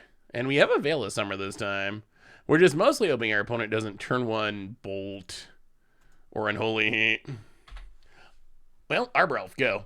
Can it live? Can it live? About it. Alright. Yeah, that's an Unholy Heat. Well, okay, at least we drew a land. That's fine. Well, we get to play Magic. 3 mana is kind of the sweet spot. Apparently Seth doesn't know about Sour Patch watermelons. What's a watermelon? Opponent.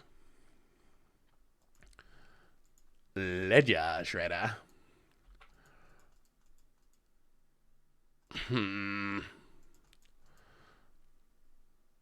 Well, I think we just run this out now again.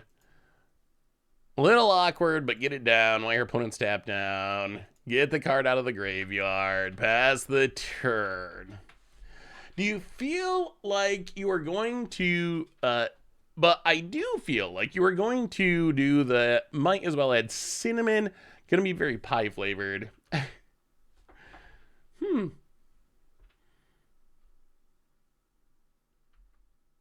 I would pick them off. Opponent. Oh, opponents.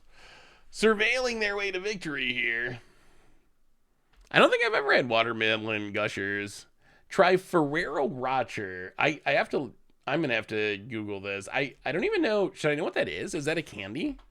Oh, is this like a Brazilian candy or South American candy? I wonder. Oh, speaking, I don't even know what this is. I don't even know what this is called. So this is a Ferrero Rocher. Yeah, I've never had that. Speaking of old people candy, I don't know what this is called, but I definitely remember like being a kid, going to like my great grandparents' house or whatever, and they had like maybe this is just a real thing and I'm an idiot. That's also very possible. But it was like a box of candy, but it has like a bunch of different kinds of candy. And there's like a map on the top of the box that like tells you what is in each slot. Is that like a specific kind of candy, or is that just like generic candy? Now we're going to get in with this, and we're hoping they block with the Ledger Shredder. And then we're going to pitch Endurance to try to wrath our opponent's board. Boom it. Takes it. We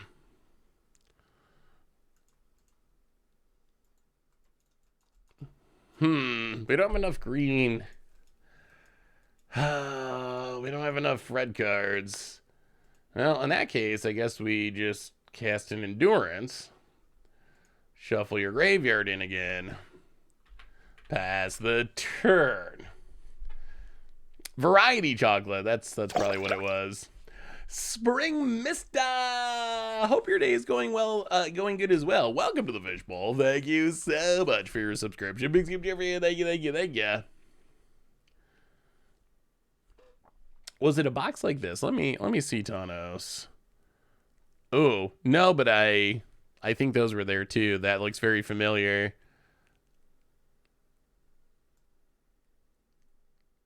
Danish butter cookies. I've definitely had those before.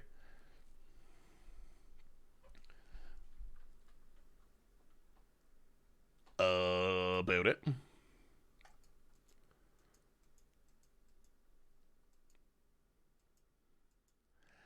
Ferraracha is hazelnut dipped in hazelnut chocolate, encased in wafer dipped in milk chocolate, rolled in hazelnut bits, and more expensive low in chocolate is your last step before getting higher designer chocolate treats. Interesting.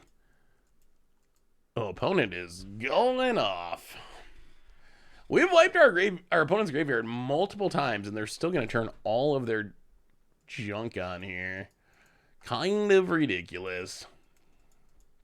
That is what expressive iteration does. Double Endurance, and our opponent still on turn. Like, we've wiped their graveyard 2 out of 3 turns, and they still have all of their stuff turned on here on turn. On turn 4. Opponent passes, draws even more cards. Well, okay. This feels bad, but I think we just...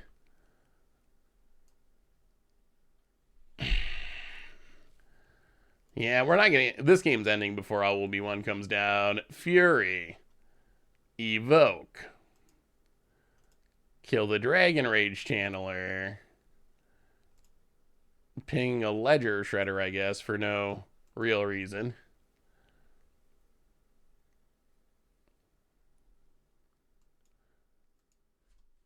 Go to combat. Hit ya.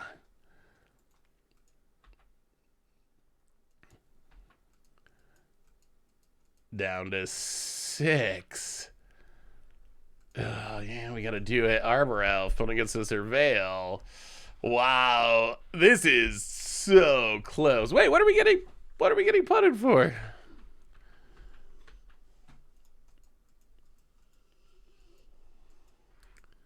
Oh, we should have blocked a Dragon Rage Channeler? Yeah, I guess. Yeah, I think you're right. That was probably a pun, actually. That was definitely a pun. I've been so busy talking about chocolate and pizza, I haven't watched any Magic yet. I know. Too much candy talk, too little blocking with endurances. About it. Flooded Strand.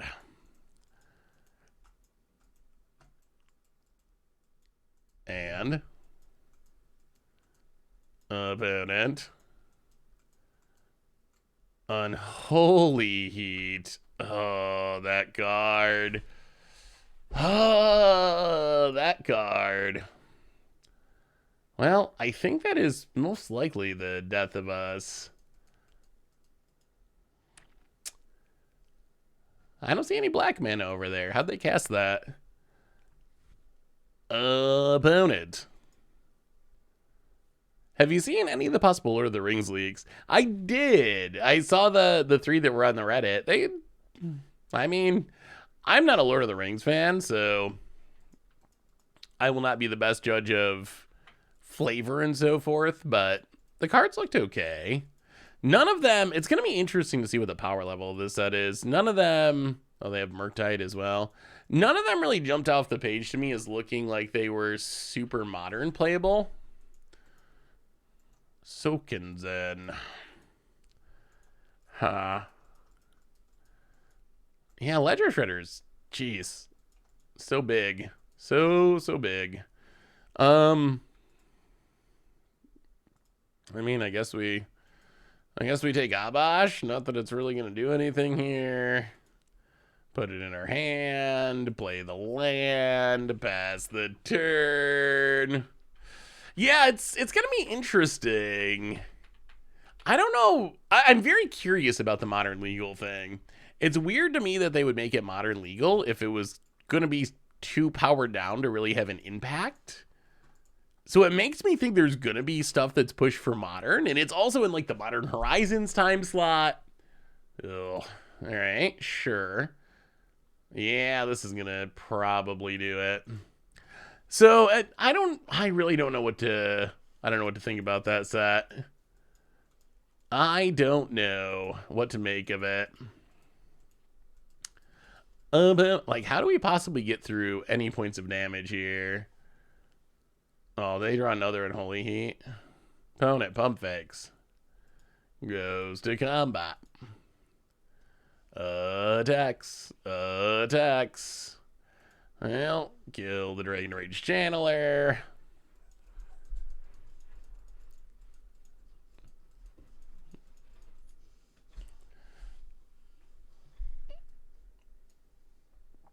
Yeah, I mean, mana's a issue.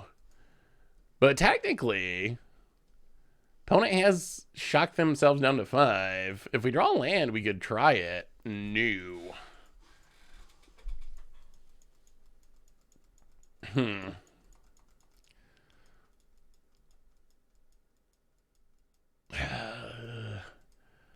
Well, I mean, I guess we try to play Abash.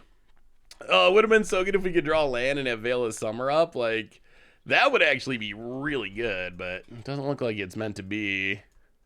I mean, again, yeah, oh boy. Well, I mean, I guess we can stick around because we could draw exactly another Bolt. Assuming we even get to untap here. Well, pass the turn. About it. Cracks the Scalding Dart. Gets an island. Untaps. Somehow we did a tier list and still play. Wow. What a card. What a draw. Expressive Iteration. Well, this is probably game then. Opponent hits a Spell Pierce. And even more Expressive Iterations. I wonder, do you think 18 lands is correct? What is the... I'm gonna have to look. I'm curious what most Gruul decks play. 18 feels... I mean, we got a bunch of ramp. 18, though, is just not a big number. It looks like we're going to die to a lightning bolt. Well, we will chump opponent. Hey. Yeah, opponent drew, what, 17 more cards than us. Well, we were going to draw a Fable that wasn't going to do anything anyway. Whew. Yeah, 18 feels light to me. I feel like we actually want access to the ability to, like, we're trying to get to all will be one. Like, all will be one plus leaving up Veil of Summer seems relevant. That's 6 lands. Arbor Elf Utopia Sprawl are great, but they also just die. Especially Arbor Elf just dies. Well, I mean, we definitely saw, I definitely think we saw that all will be one. The combos definitely have potential. I think the Enchantress cell, I really like all the synergies that you get out of the Enchantress shell. The Gruul shell seemed fine too. I would probably add an extra land to it. Maybe one land light of where I would probably want to be with the deck. 19 might be a little bit better because our loss definitely came due to mana issues for the most part. So I think that's something that's maybe worth keeping in mind, but I think all things considered, seems like All Will Be One definitely has the possibility of being pretty good in Modern. But anyway, everyone, that's going to bring us to the end of our All Will Be One and also apparently Candy tier list stream. So reminders, replay YouTube. That's where you can find all the old streams, including this one in the future, normal YouTube. Check out tomorrow's Koth deck for Much Brew. The deck's actually pretty sweet. And one more reminder that our sponsor tonight is Card Kingdom. If you need some magical cards, you can get them over at cardkingdom.com/mtggoldfishing. Most importantly, thank you to all of you for hanging out, for tier ranking Candy, for messing around, for having fun, for winning and losing with All Will Be One. Have an amazing night. Have a spectacular weekend. I love y'all, and yeah, I will see you on Tuesday for some more fun. So until then, everyone, have a good one, and I will talk to you soon.